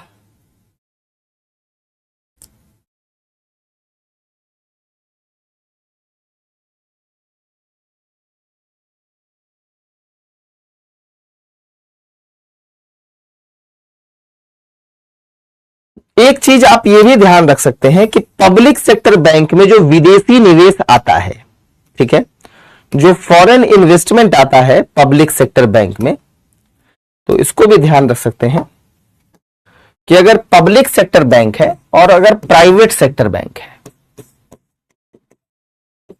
तो पब्लिक सेक्टर बैंक में जो विदेशी निवेश आता है वह अधिकतम 20% ही आ सकता है, अधिकतम 20% ही आ सकता है और वो भी सरकार से अनुमति लेकर के आना पड़ेगा। 20%, उससे ज्यादा भारत के सरकारी बैंकों में विदेशी कोई निवेश नहीं कर सकता है। ठीक है, प्राइवेट सेक्टर बैंक में 49% मतलब कह सकते हैं तो टिल 74% तक आ सकता है, क्योंकि कोई भी जब एफडीआई आता है, हम पढ़ेंगे बैलेंस ऑफ पेमेंट में, तो वो 2 तरीके से आता है। एक स्वचालित ऑटोमेटिक, मतलब उसको उसके लिए कोई प्रॉपर परमिशन लेने की आवश्यकता नहीं पड़ती। और दूसरा होता है गवर्नमेंट रूट, सरकार से परमिशन लेना ही पड़ेगा। तो इस वाले में अब जरूरी नहीं है कि कोई मान लो जैसे बैंक में आ रहा है एफडीआई, विदेशी निवेश कर रहा है, कोई विदेशी आदमी निवेश कर रहा है, मानो जैसे फ्लिपकार्ट में वालमार्ट ने किया, वालमार्ट एक विदेशी संस्था थी, उसने फ्लिपकार्ट में निवेश किया। तो ये जरूरी नहीं है कि जो निवेश हो रहा है वो इसी रास्ते से होगा, इस रास्ते से होगा, हो सकता है दोनों से हो। मतलब ऐसा कुछ नहीं है कि केवल और केवल इसी से होगा या केवल और केवल इसी से होगा, दोनों से नहीं होगा, नहीं, ऐसा नहीं है। जैसे अगर कोई विदेशी संस्था, ठीक है, तो अगर कोई विदेशी संस्था की मैं बात करूं, तो अगर कोई प्राइवेट सेक्टर बैंक में, आगे पब्लिक सेक्टर समझते हैं, अगर कोई विदेशी संस्था पब्लिक सेक्टर बैंक में, अगर कोई विदेशी संस्था पब्लिक सेक्टर बैंक में निवेश करना चाहती है तो उसको सरकार के मार्ग से ही आना पड़ेगा, सरकार के मार्ग से ही आना पड़ेगा, बिना सरकार के मार्ग के वह नहीं आ सकता। ठीक है, तो ये जो मार्ग है ये सरकारी मार्ग है। प्राइवेट वाले में 49% तक स्वचालित है। अगला 49% के बाद अगर 50वां% कोई विदेशी बैंक, अगर मान लेते हैं भारत के प्राइवेट बैंक में 50% अगर हिस्सेदारी खरीदना चाहता है तो 49% तो उस विदेशी संस्था को ऐसे ही मिल जाएगा। अगला 1% भी अगर उसको बढ़ना है तो टिल 74% 49 के बाद से यहां से आकर के उसको मिलेगा। यानी मान लेते हैं कि कोई अगर विदेशी, मान लो वालमार्ट नाम की एक विदेशी कंपनी है, यूएस की कंपनी है, वह इंडिया के आईसीआईसीआई में निवेश करना चाहती है तो वह 49% तक तो बिना परमिशन के ही कर सकती है। लेकिन अगर आईसीआईसीआई बैंक का 50% वो हिस्सेदारी खरीदना चाहती है तो उसके लिए अगले 1% के लिए उसको 49 तो मिल गया है, अगला 50 करना है, अगले 1 के लिए उसको सरकार से परमिशन लेना पड़ेगा। तो ये एफडीआई भी किस प्रकार से काम करता है वो भी थोड़ा सा ध्यान में रखना है। ठीक है, क्लियर है जी?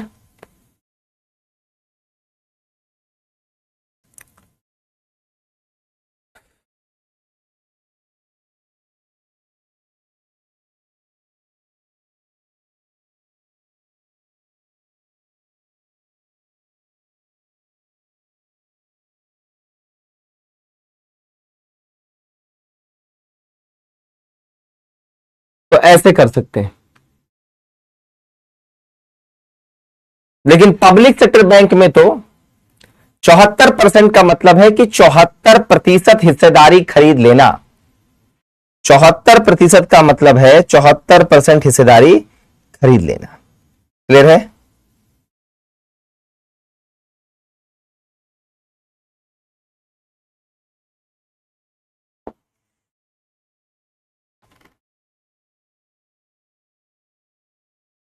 चौहत्तर परसेंट हिस्सेदारी खरीद लेना। जैसे मैं तो बता तो रहा हूं कि मान लो कोई विदेशी कंपनी है, मान लो वालमार्ट, वह अपने आप से सेबी जो है वो शेयर मार्केट का, जैसे आरबीआई बैंक का है वैसे शेयर मार्केट का सेबी है, इससे अपने आप को रजिस्टर करेगा। और आईसीआईसीआई बैंक मान लो भारत में प्राइवेट बैंक है, इसका उसको हिस्सेदारी खरीदना है तो 49% हिस्सेदारी वह बिना किसी से पूछे खरीद सकता है। 74% अधिक खरीद सकता, अधिकतम 74% हिस्सेदारी खरीद सकता है, 100% नहीं खरीद सकता। लेकिन 49 के बाद अगला 1% बढ़ने के लिए भी उसको सरकार से परमिशन लेना पड़ेगा और टिल 74% तक ही सरकार से भी परमिशन मिलेगा। उसके बाद उसको सरकार से 74% से ज्यादा हिस्सेदारी नहीं मिलेगी। अब किसी किसी में 100% भी अलाउड है, जैसे मान लो फूड प्रोसेसिंग सेक्टर, उसमें अगर कोई निवेश करना चाहता है विदेशी निवेशक तो उसको 100% तक छूट है ऑटोमेटिकली, बिना किसी परमिशन के। खाद्य प्रसंस्करण क्षेत्र में, यानी आलू से चिप्स बनाने वाले क्षेत्र में, टमाटर से सॉस बनाने वाले क्षेत्र में, बिना किसी परमिशन के वह 100% तक निवेश कर सकता है, बिना किसी परमिशन के। ठीक है, चलिए, तो ये हो गया आपको प्राइवेट बैंक्स। ठीक है, अब तीसरा हमारा जो है वो है फॉरेन बैंक्स। तो फॉरेन बैंक्स में तो वैसा कुछ है नहीं, लेकिन फिर भी उसको देख लेते हैं। तीसरा हमारा जो खंड है दैट इज फॉरेन बैंक।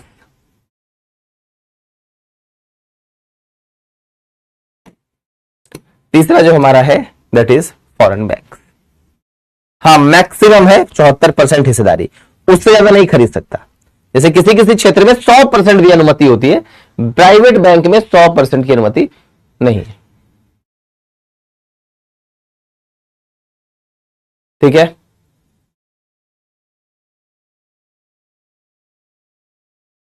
चलिए अब अगला है विदेशी बैंक।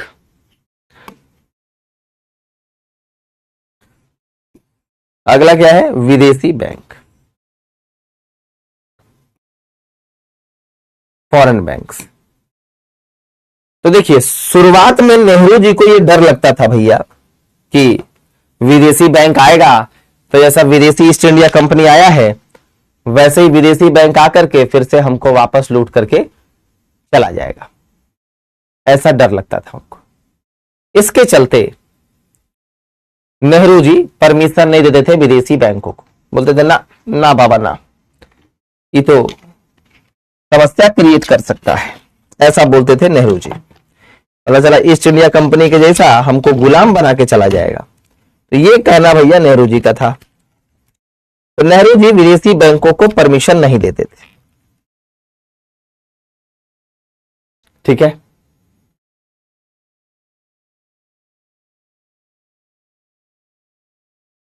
बीमा दरार, बीमा में मिला है 100% एफडीआई में है, लेकिन उसका जो इंश्योरेंस का जो प्रीमियम आएगा उस प्रीमियम को इंडिया में ही खर्च करना पड़ेगा। अभी बीमा सेक्टर में मिला है।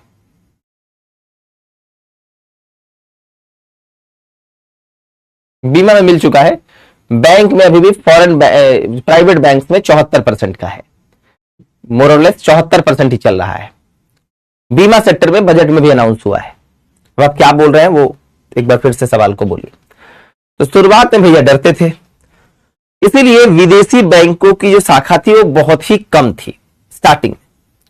लेकिन बाद में देखिए क्या हुआ, बाद में जो है ना वह, ये बात है 1950 से 1990 के बीच में, लेकिन बाद में जैसे ही नरसिंघन समिति ने सिफारिश दी थी कि प्राइवेट और फॉरेन बैंक्स को एंटर मिले, तो फॉरेन बैंक्स को भी भारत में एंटर किया गया 1991 के बाद। अब फॉरेन बैंक्स को भी जब हम लोगों ने एलपीजी रिफॉर्म किया 1991 में, जो हम पढ़ेंगे इंडस्ट्री वाले खंड में, तो एलपीजी रिफॉर्म किए, हमने अपनी अर्थव्यवस्था को पूरे तरीके से खोल दिया। तो जब हमने एलपीजी रिफॉर्म करा यानी इकोनॉमी को पूरे तरीके से खोल दिया, उस समय जो है वह प्राइवेट बैंक्स के साथ साथ फॉरेन बैंक्स को भी परमिशन मिला। अब सवाल यह उठता है कि फॉरेन बैंक्स क्या होते हैं? ठीक है, तो ये वैसे बैंक होते हैं जो कहां पर रजिस्टर्ड होते हैं? अब्रॉड में, यानी विदेशों में ये बैंक रजिस्टर्ड होते हैं और भारत में ये अपनी सहायता या सब्सिडरी या ब्रांच खोलते हैं। अब ऐसा नहीं है कि मान लो कोई विदेश का कोई बैंक आ गया इंडिया में शाखा खोलने, तो अब ये नहीं इसमें चलेगा कि पता चला विदेश में उसका बैंक है, मतलब विदेश में वो है ये नहीं है और सीधा सीधी भारत में खोलना चाहता है, ऐसा नहीं होगा। सबसे पहले मान लो ऑस्ट्रेलिया का ही बैंक है अगर, तो उसको सबसे पहले ऑस्ट्रेलिया में ही उसका एक ऑफिस होना चाहिए, ऑस्ट्रेलिया में वो रजिस्टर्ड होना चाहिए, तब वो भारत आएगा, तब परमिशन मिलेगा। ऐसे नहीं कि मतलब ऑटोमेटिकली खुद से आ गए अब परमिशन खोज रहे हैं, ऐसे नहीं चलेगा। वहां पर पहले रजिस्टर्ड होना होगा, तब इंडिया में वो आकर के अपनी शाखा स्थापित कर सकता है। और इसमें एक नियम चलता है जो मैं आपको बता दूं, जो आपकी परीक्षा के लिए बहुत इंपॉर्टेंट तो नहीं है लेकिन फिर भी एक चीजें हैं। इसमें एक नियम यह है कि जो भी विदेशी बैंक भारत में अपनी शाखा खोलेगा, तो भारत सरकार या भारत का आरबीआई जब उसको परमिशन देगा, तो ये उसमें कंडीशन है कि भारत का बैंक जब वहां खोलेगा तो वहां की सरकार को भी वो परमिशन देना पड़ेगा, यानी रेसिप्रोसिटी चलती है। यानी हम अगर तुमको परमिशन दे रहे हैं तो तुम भी मेरे बैंक को परमिशन दोगे। जैसे मान लो ऑस्ट्रेलिया का कोई बैंक आया और ऑस्ट्रेलिया में रजिस्टर्ड है, भारत में अपनी शाखा खोलना चाहता है, भारत ने अगर उसको अपना परमिशन दिया है, अगर आरबीआई ने परमिशन दिया शाखा खोलने के लिए, तो सेम परमिशन ऑस्ट्रेलिया को भी देना पड़ेगा भारतीय बैंकों को खोलने के लिए। यह नहीं होगा कि हम तेरा बैंक खुलवा रहे हैं और तुम हमारा बैंक नहीं खुलवाओ, ऐसा नहीं चलेगा। प्यार यहां दो तरफा होगा, एक तरफा प्यार का कोई सवाल यहां पैदा नहीं होता है। क्लियर है? ऐसा है, तो इस चीज को थोड़ा सा ध्यान में रखना है।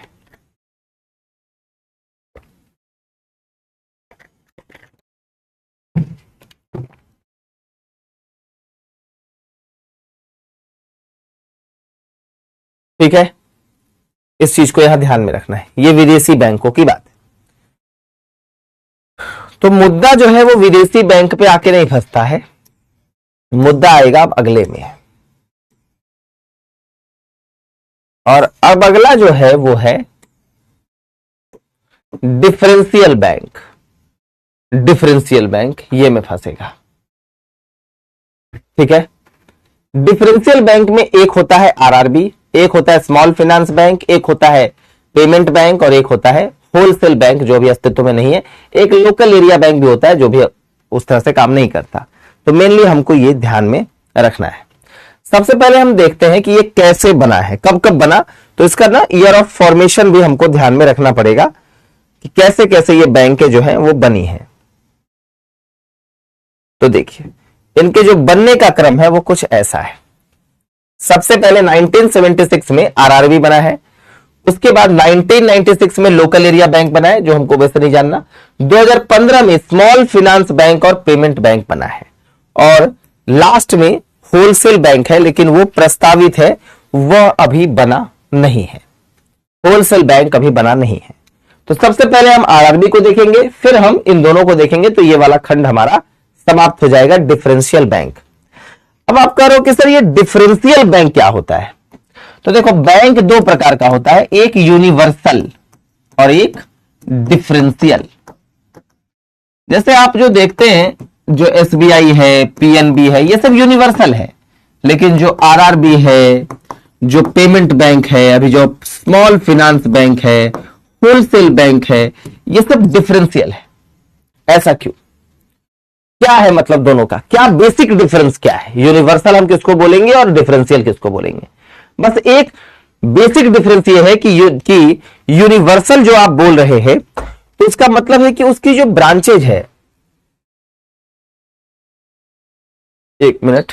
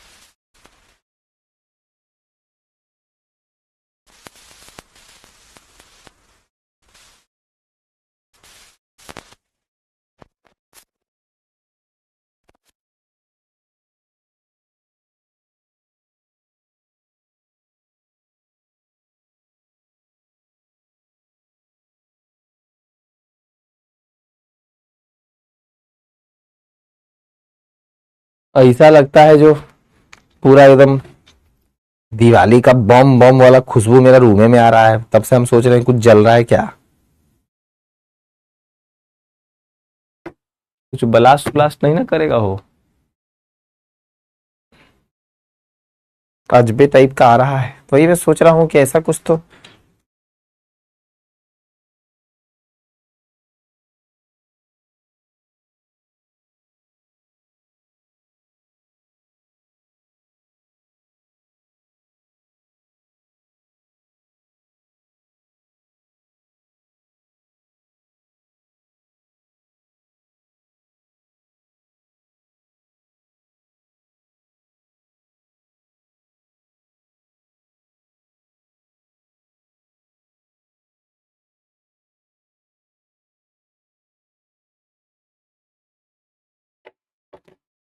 इसीलिए तब से हम घूम रहे हैं, हमको लग रहा है कुछ महक रहा है। अकेले हम है ये भी, तो पता नहीं क्या ही लग रहा है।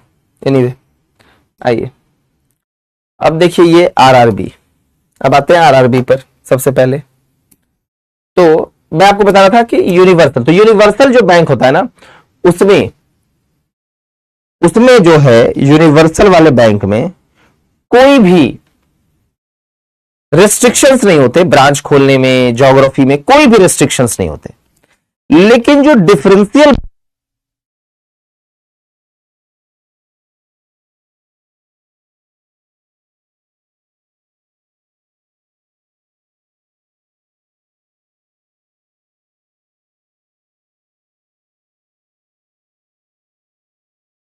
हाँ, तो डिफरेंशियल बैंक में कुछ रेस्ट्रिक्शंस होता है।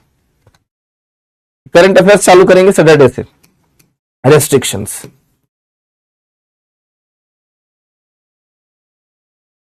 इसमें कोई भी रेस्ट्रिक्शंस नहीं होता, कुछ भी नहीं होता।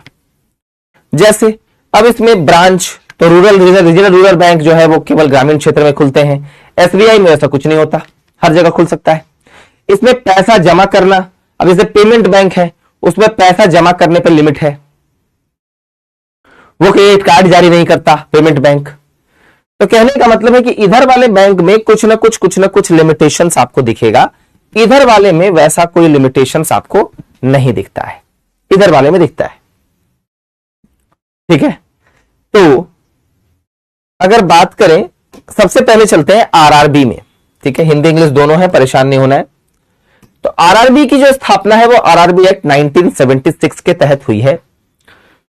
एम नरसिंघम समिति की सिफारिश के हिसाब से इनकी स्थापना की गई थी। एग्जाम्पल में है उत्तर बिहार ग्रामीण बैंक।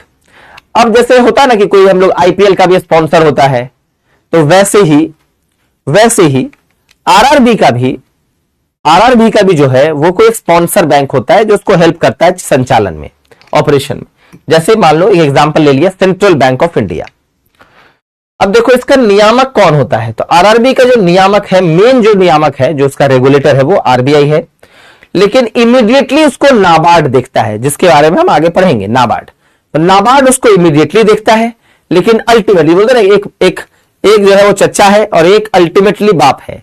तो अल्टीमेट बाप जो है वो कौन है, आरबीआई। लेकिन चाचा जी जो देखते हैं, अभिभावक जो है वो है नाबार्ड।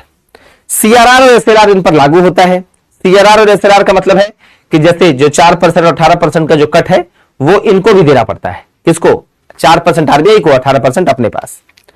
पीएसएल मैंने आपको बताया था, प्रायोरिटी सेक्टर में इनको लोन देना पड़ता है आरआरबी बैंक्स को, और यह लोन कितना होता है, 75%। यानी जो भी इनके पास आया है, जो भी इनके पास ऋण देने योग्य राशि है, आफ्टर एसएलआर सीआरआर को हटाने के बाद जो भी पैसा ऋण देने में बचता है, उस पैसे का 75% इनको लोन देना पड़ेगा। जैसे मान लीजिए कि इनके पास 150 था, 150 में ये मान लेते हैं सब कुछ दे दाके इनके पास 100 रुपया लोन देने वाला बचा, तो 100 रुपया में ये 75% जो है वो प्रायोरिटी सेक्टर में देंगे। ठीक है, और शाखाएं इसकी सीमित होती है, कुछ जिलों में ही होती है। अब देखिए आरआरबी का जो है वो मालिक कौन होता है, तो आरआरबी का जो मालिक है वो देखिए पहले जो था वो ऐसा था, सेंटर था 50%, राज्य था 15%, सेंट्रल गवर्नमेंट 50%, स्टेट गवर्नमेंट 15% और 35% ये स्पॉन्सर्ड बैंक होता था। अब जो आरआरबी का जो संचालन है वो कैसे होता है, 51% जो है वह सरकार का है, राज्य सरकार, केंद्र सरकार और स्पॉन्सर बैंक तीनों का मिलाकर के 51% है। 49% अब प्राइवेट लोग भी आरआरबी में इन्वेस्ट कर सकते हैं।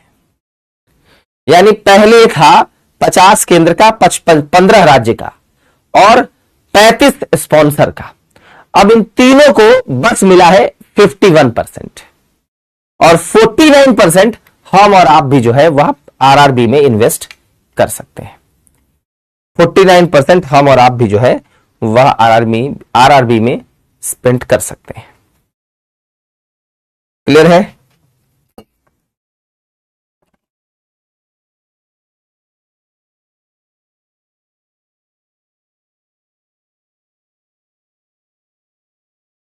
कोई डाउट?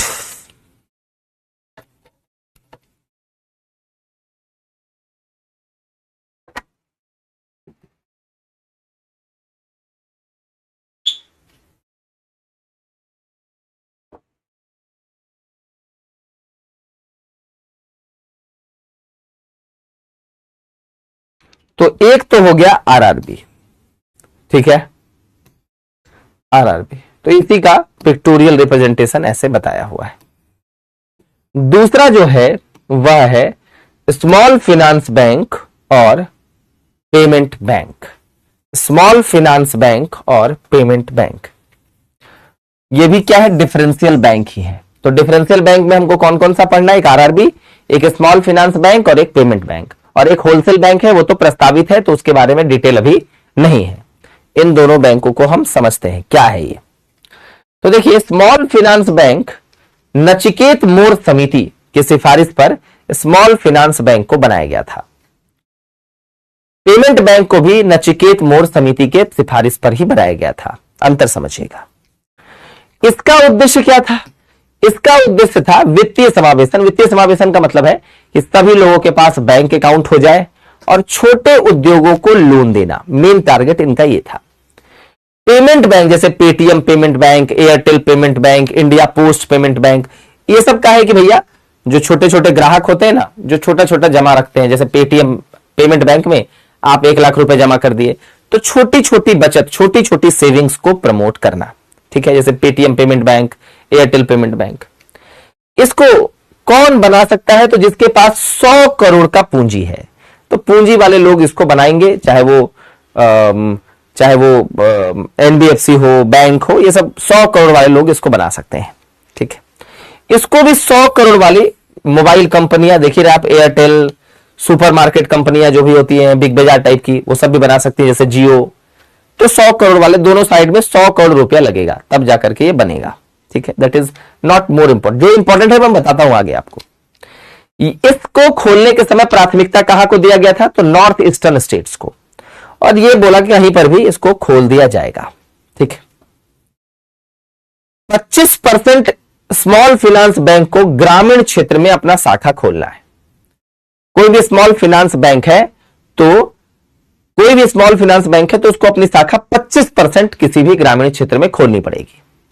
जैसे मान लो कोई भी, जैसे एग्जांपल है कैपिटल स्मॉल फाइनेंस बैंक, तो उसको 25% ग्रामीण क्षेत्रों में भी शाखा खोलना पड़ेगा।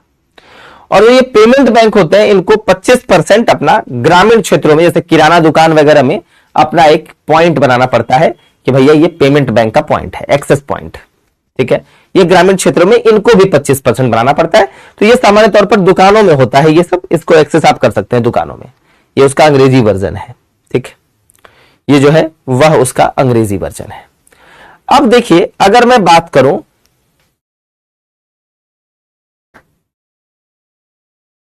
हां, अगर मैं बात करूं तो सबसे इंपॉर्टेंट इसमें क्या है? सबसे इंपॉर्टेंट स्मॉल फाइनेंस बैंक में जो है वो, अब हम लोग उसको लिख लेते हैं ताकि वो हमको हमेशा ध्यान में रहे। सबसे पहला चीज ये है कि स्मॉल फाइनेंस बैंक और पेमेंट बैंक जो मेन है, स्मॉल फाइनेंस बैंक जो है वह अगर देखा जाए तो जो डिपॉजिट है, जो जमा है, जो डिपॉजिट्स है, जैसे आपको अगर मन कर गया तो आप आराम से इसमें जमा दे सकते हैं, जमा ले सकता है, जैसे नॉर्मल बैंक में आप जमा कराते हैं। ये जो है ना, इसमें रेस्ट्रिक्शंस है, ये नहीं ले सकता, इसमें रेस्ट्रिक्शंस है। क्या रेस्ट्रिक्शंस है? सबसे पहले तो इसमें रेस्ट्रिक्शन ये है कि इसमें 2 लाख रुपए तक ही जमा होगा।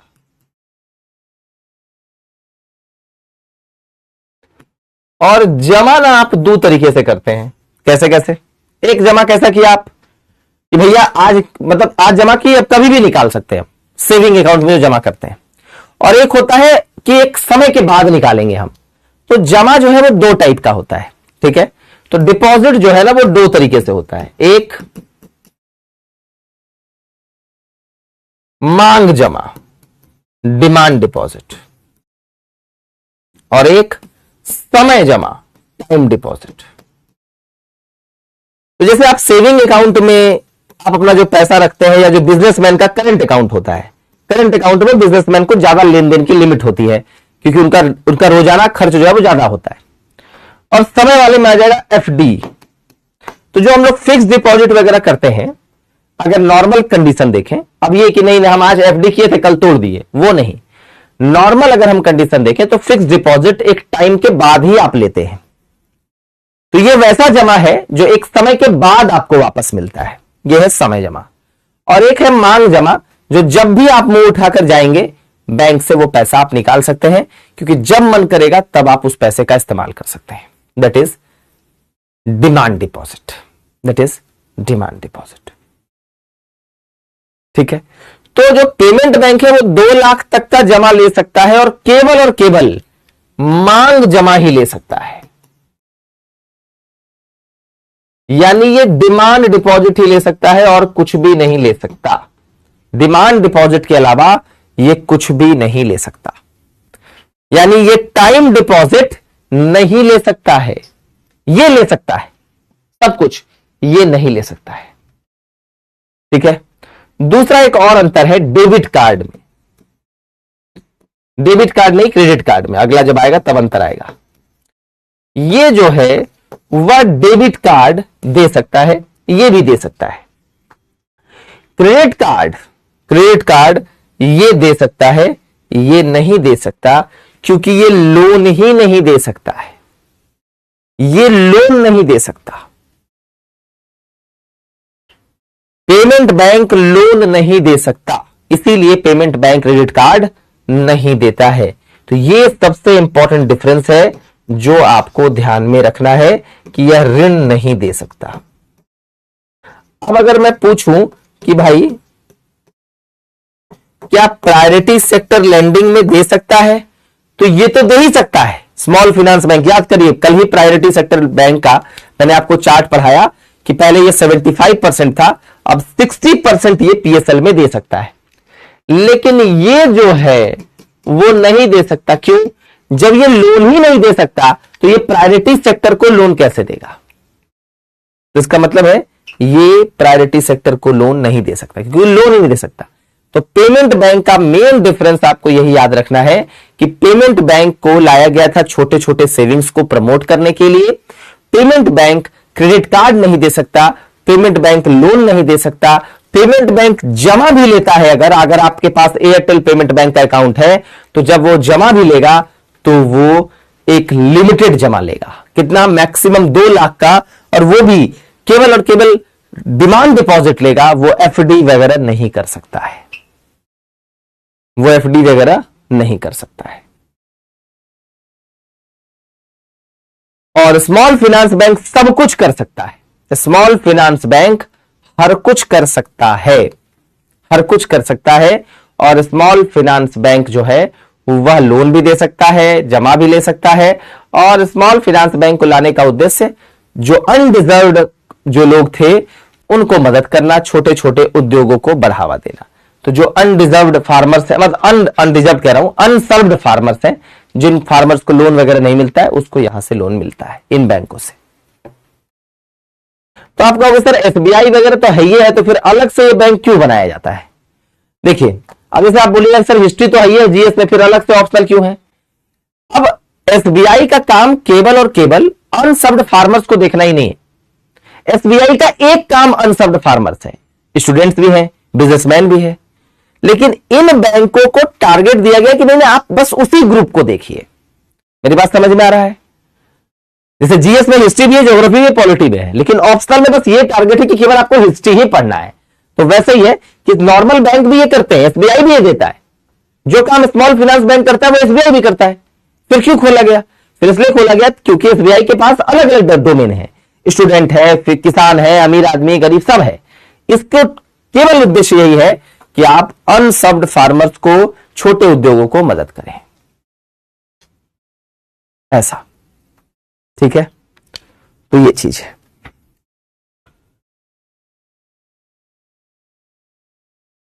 तो ये जो है वो हम लोगों ने यहां तक हमने बैंकिंग वाला जो खंड था वो हमने देखा। तो ये बैंक जो है वो हम लोगों ने देख लिया। अब अगला टॉपिक जो हमारा रहेगा that will B non banks. ये बैंक नहीं है, ये जो है वो बैंक नहीं है।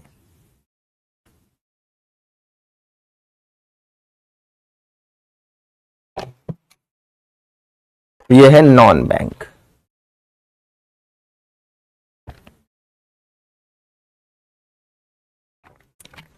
अब नॉन बैंक में कौन कौन आता है? नॉन बैंक में कौन कौन आता है? साइंस और ज्योग्राफी की चांदनी बेटा अभी से करवा दे सब क्लास स्टार्ट, सब क्लास हो जाएगा बाबू, एक साथ सब पढ़ लोगी, हिस्ट्री भी, मैथ भी, रीजनिंग भी, इकोनॉमी भी, साइंस भी, ज्योग्राफी भी, पॉलिटी भी हो जाएगा बाबू मेरा। क्लास खत्म हो जाएगा तो वो हो जाएगा स्टार्ट। करंट अफेयर्स की क्लास बताया तो कि संडे को, सैटरडे को होगी।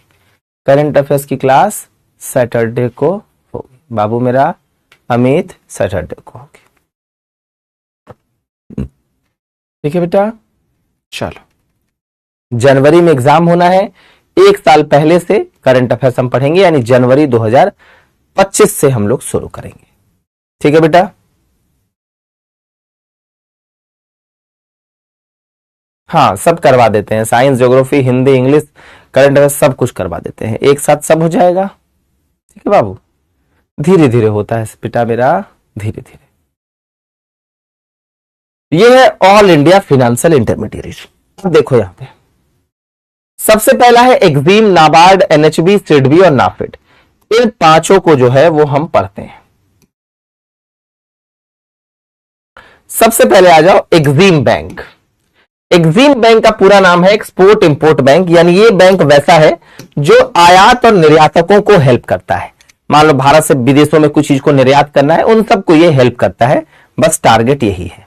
ठीक है, हेडक्वार्टर इसका मुंबई है और ये 6th 5 ईयर प्लान यानी पंचवर्षीय योजना जब हम पढ़ेंगे तो छठवां जो पंचवर्षीय योजना था 1980 से 85, उस समय इसको बनाया गया था। नाबार्ड है national bank for agriculture and rural development, इसका हेडक्वार्टर मुंबई है, इसको भी 6th फाइनेंशियल ईयर में बनाया गया था, 6th 5 ईयर प्लान में 1 जुलाई 1982 को। दोनों में ये पहले बना है, ये बाद में। तो एक्जिम है, फिर नाबार्ड है, फिर नेशनल हाउसिंग बैंक है, फिर सिडबी है, फिर नाफेड है। जैसे मैंने लिखा है वही बनने का भी ऑर्डर है उसका। ठीक है, इसको बनाया था सीवारमन समिति ने, very very very very much important. और इसका उद्देश्य क्लियर है, यह ऐसा बैंक है जो राष्ट्र का है और कृषि और ग्रामीण विकास में हेल्प करता है, एग्रीकल्चर और रूरल डेवलपमेंट में। यह है नाबार्ड। ठीक है, यह है नाबार्ड, अंग्रेजी में भी लिखा हुआ है सारा कुछ। अगला है नेशनल हाउसिंग बैंक, ये नई दिल्ली में है, 7वें 5 ईयर प्लान में बना था। इसका उद्देश्य है हाउसिंग, यानी जो बड़े बड़े आप प्रोजेक्ट्स देखते हैं, हाउसिंग प्रोजेक्ट्स, बड़े बड़े बिल्डिंग्स, उनको ये फंडिंग देता है। SIDBI small industry development bank of India, ये छोटे छोटे उद्योगों को जो है वो उसको फंडिंग प्रोवाइड करवाता है। इसका हेडक्वार्टर लखनऊ है और ये 7वां और 8वां दोनों 5 ईयर प्लान में इसको हम देख सकते हैं। और इसका उद्देश्य छोटे उद्योगों का विकास है। कब कब बना है वो याद रखो। और अभी जो रिसेंट बना है वो है नाफेड, पहले 4 ही था, ऑल इंडिया फाइनेंशियल इंटरमीडिएरीज, अब 5वां बना है। ठीक है, अब पहले 4 ही था, अब 5वां बना है। 5वां कौन है? तो 5वां है मुंबई, हेडक्वार्टर है इसका मुंबई, और national bank for financing infrastructure and development. तो इसका उद्देश्य है कि अवसंरचना यानी इंफ्रास्ट्रक्चर डेवलपमेंट के लिए फंडिंग प्रोवाइड करना। अब इन पांचों बैंकों का आपने ऑब्जेक्टिव देख लिया, जैसे एक्जिम बैंक का एक्सपोर्ट इंपोर्ट को प्रोवाइड करना, नाबार्ड का एग्रीकल्चर और रूरल डेवलपमेंट के लिए करना, हाउसिंग का हाउसिंग प्रोजेक्ट्स में करना, सिडबी का छोटे उद्योगों में करना, नाफेड का जो है वह अवसंरचना में करना। पांचों पढ़ लिए। अब बात यहां ये उठता है कि ये पांचों की पांचों कैसी एजेंसी है? इसको बोलते हैं हम रीफिनांस एजेंसी। कैसी एजेंसी है? रीफिनांस एजेंसी। रीफिनांस एजेंसी का मतलब क्या हुआ? पुनर्वित्तीयन संस्था। पुनर्वित्तीयन संस्था कहने का मतलब हुआ कि ये सारी संस्था, ये सारी जो संस्था है वो अप्रत्यक्ष ऋण देती है। अब कैसे कैसे? तो एक एग्जांपल लेते हैं, जैसे मान लो नाबार्ड है, तो नाबार्ड जनता को लोन नहीं देता, नाबार्ड देता है आरआरबी को, बैंक को। बैंक जो है वो कस्टमर को देता है। तो बैंक मेरे लिए फाइनेंस एजेंसी हो गया। जो हम बोलते हैं ना कि अरे जब हम जाते हैं शॉपिंग करें तो बोलते हैं फाइनेंस करा लो, बोलते हैं। तो बैंक जो है वो मेरे लिए फिनांस एजेंसी है, नाबार्ड जो है वो मेरे लिए रीफिनांस है कस्टमर के लिए। क्योंकि नाबार्ड, आपने कभी सुना है कि नाबार्ड आपको लोन दे रहा है? नहीं। आरआरबी आपको लोन देगा। आपने कभी सुना कि नेशनल हाउसिंग बैंक आपको लोन देता है? नहीं, आपको एसबीआई देता है। तो कहने का मतलब है कि जो हमको देता है वो फिनांस एजेंसी है, जो हमको नहीं देता, ये नाबार्ड जो है वो आरआरबी को देता है, आरआरबी हमको देता है।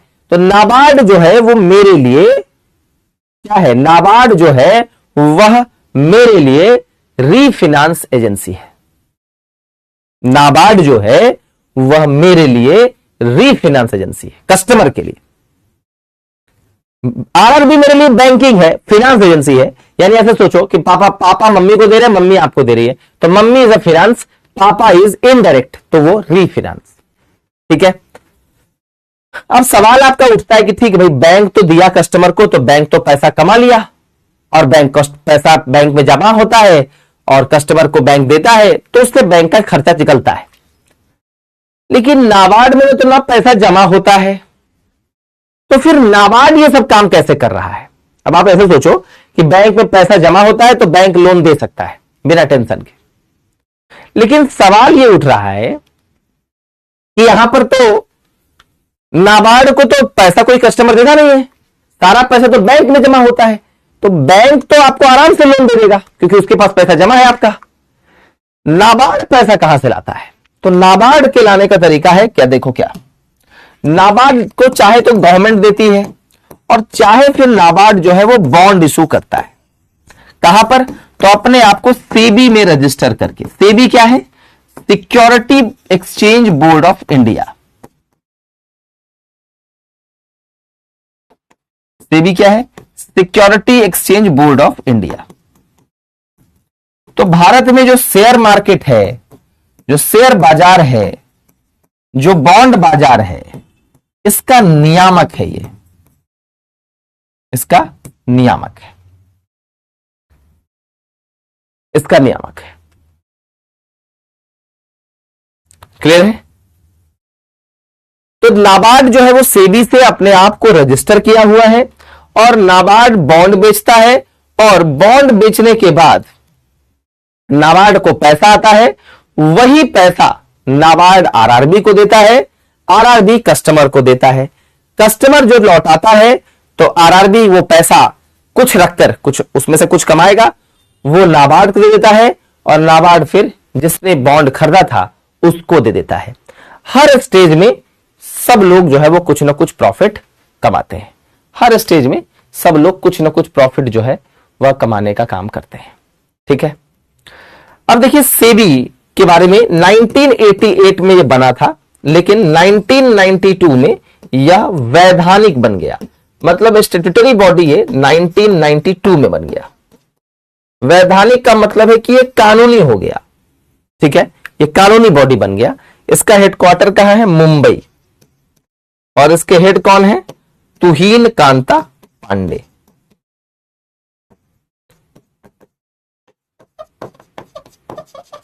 फर्स्ट फीमेल इसकी कौन थी? माधवी पुरी बुच, ऐसा कुछ नाम है, माधवी पुरी। ठीक है। तो यह है सेबी जो शेयर मार्केट को देखता है। शेयर और बॉन्ड में क्या डिफरेंस है?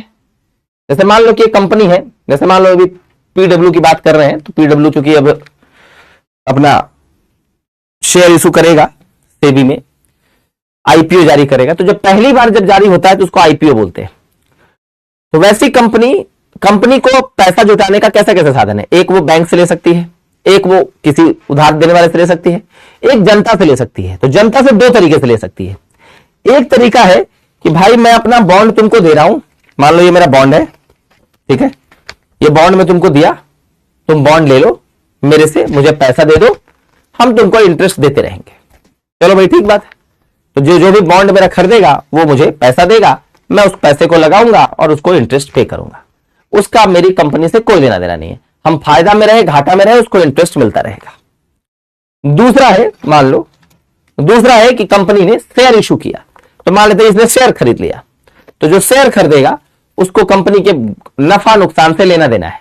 उस वाले को नहीं था, उस वाले को बस इंटरेस्ट चाहिए। इसको ऐसा नहीं है, इसने अगर शेयर खरीदा है तो ये भी पैसा लगाया है, बॉन्ड वाले ने भी पैसा लगाया था, लेकिन इसको फिक्स इंटरेस्ट जो भी है वो मिलता रहेगा। शेयर वाला मालिक बनने की कोशिश कर रहा है क्योंकि वो हिस्सेदारी खरीद रहा है, तो जब कंपनी फायदा में रहेगी तो उसको फायदा मिलेगा, जब नहीं रहेगी तो उसको नहीं मिलेगा। हो सकता है कि उसने 100 रुपए में शेयर खरीदा, उसका 1000 बन जाए, और हो सकता है 100 रुपए डूब जाए। इसका है कि इसको 100 रुपए का लगाया है मान लो, तो हो सकता है कि 5 रुपए मिलता है, तो इसको 5 रुपए मिलता रहेगा जब तक कि इसका प्रिंसिपल वापस ना हो जाए। तो यही शेयर और बॉन्ड है। शेयर में मतलब हिस्सेदारी है, बॉन्ड का मतलब है कि बस आपको पैसा दिया, आपसे इंटरेस्ट लूंगा, काम खत्म। आप कहां से दोगे, मेरा कोई बिजनेस नहीं है, आपको बस देना पड़ेगा। That is the thing, that is the thing. Clear है?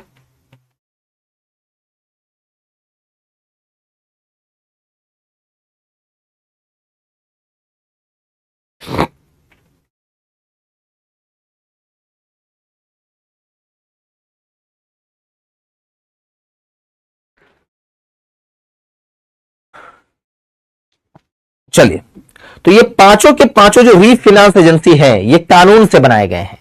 तो 5 है, कौन कौन?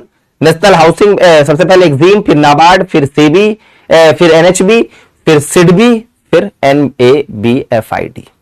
ठीक है, सभी कानून से बनाए गए हैं। ये जनता से जमा स्वीकार नहीं करते, जनता को लोन भी नहीं देते। ये आप रीफाइनेंस है, ये बैंक को देते हैं, बैंक आपको देता है, ऐसा।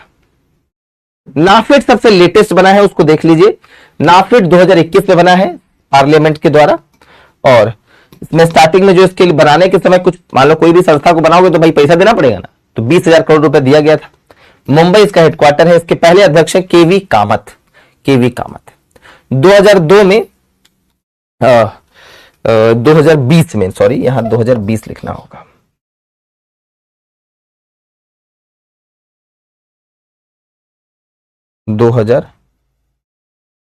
यहां इसको सुधार देता हूं, 2021 में ये बना है। 2022 में इसको फाइनली आरबीआई ने बोला कि ये AIFI हो जाएगा। जो 4 गो था तो 5 गो हो गया 2022 में। 21 में ये स्थापित हुआ, 22 में ये 5वां बन गया। ठीक है, तो ये एक्जिम, नाबार्ड, NHB और सिडबी के बाद 5वां AIFI जो है वह बन गया है। तो ये 5वां नंबर AIFI बन गया है। ठीक है,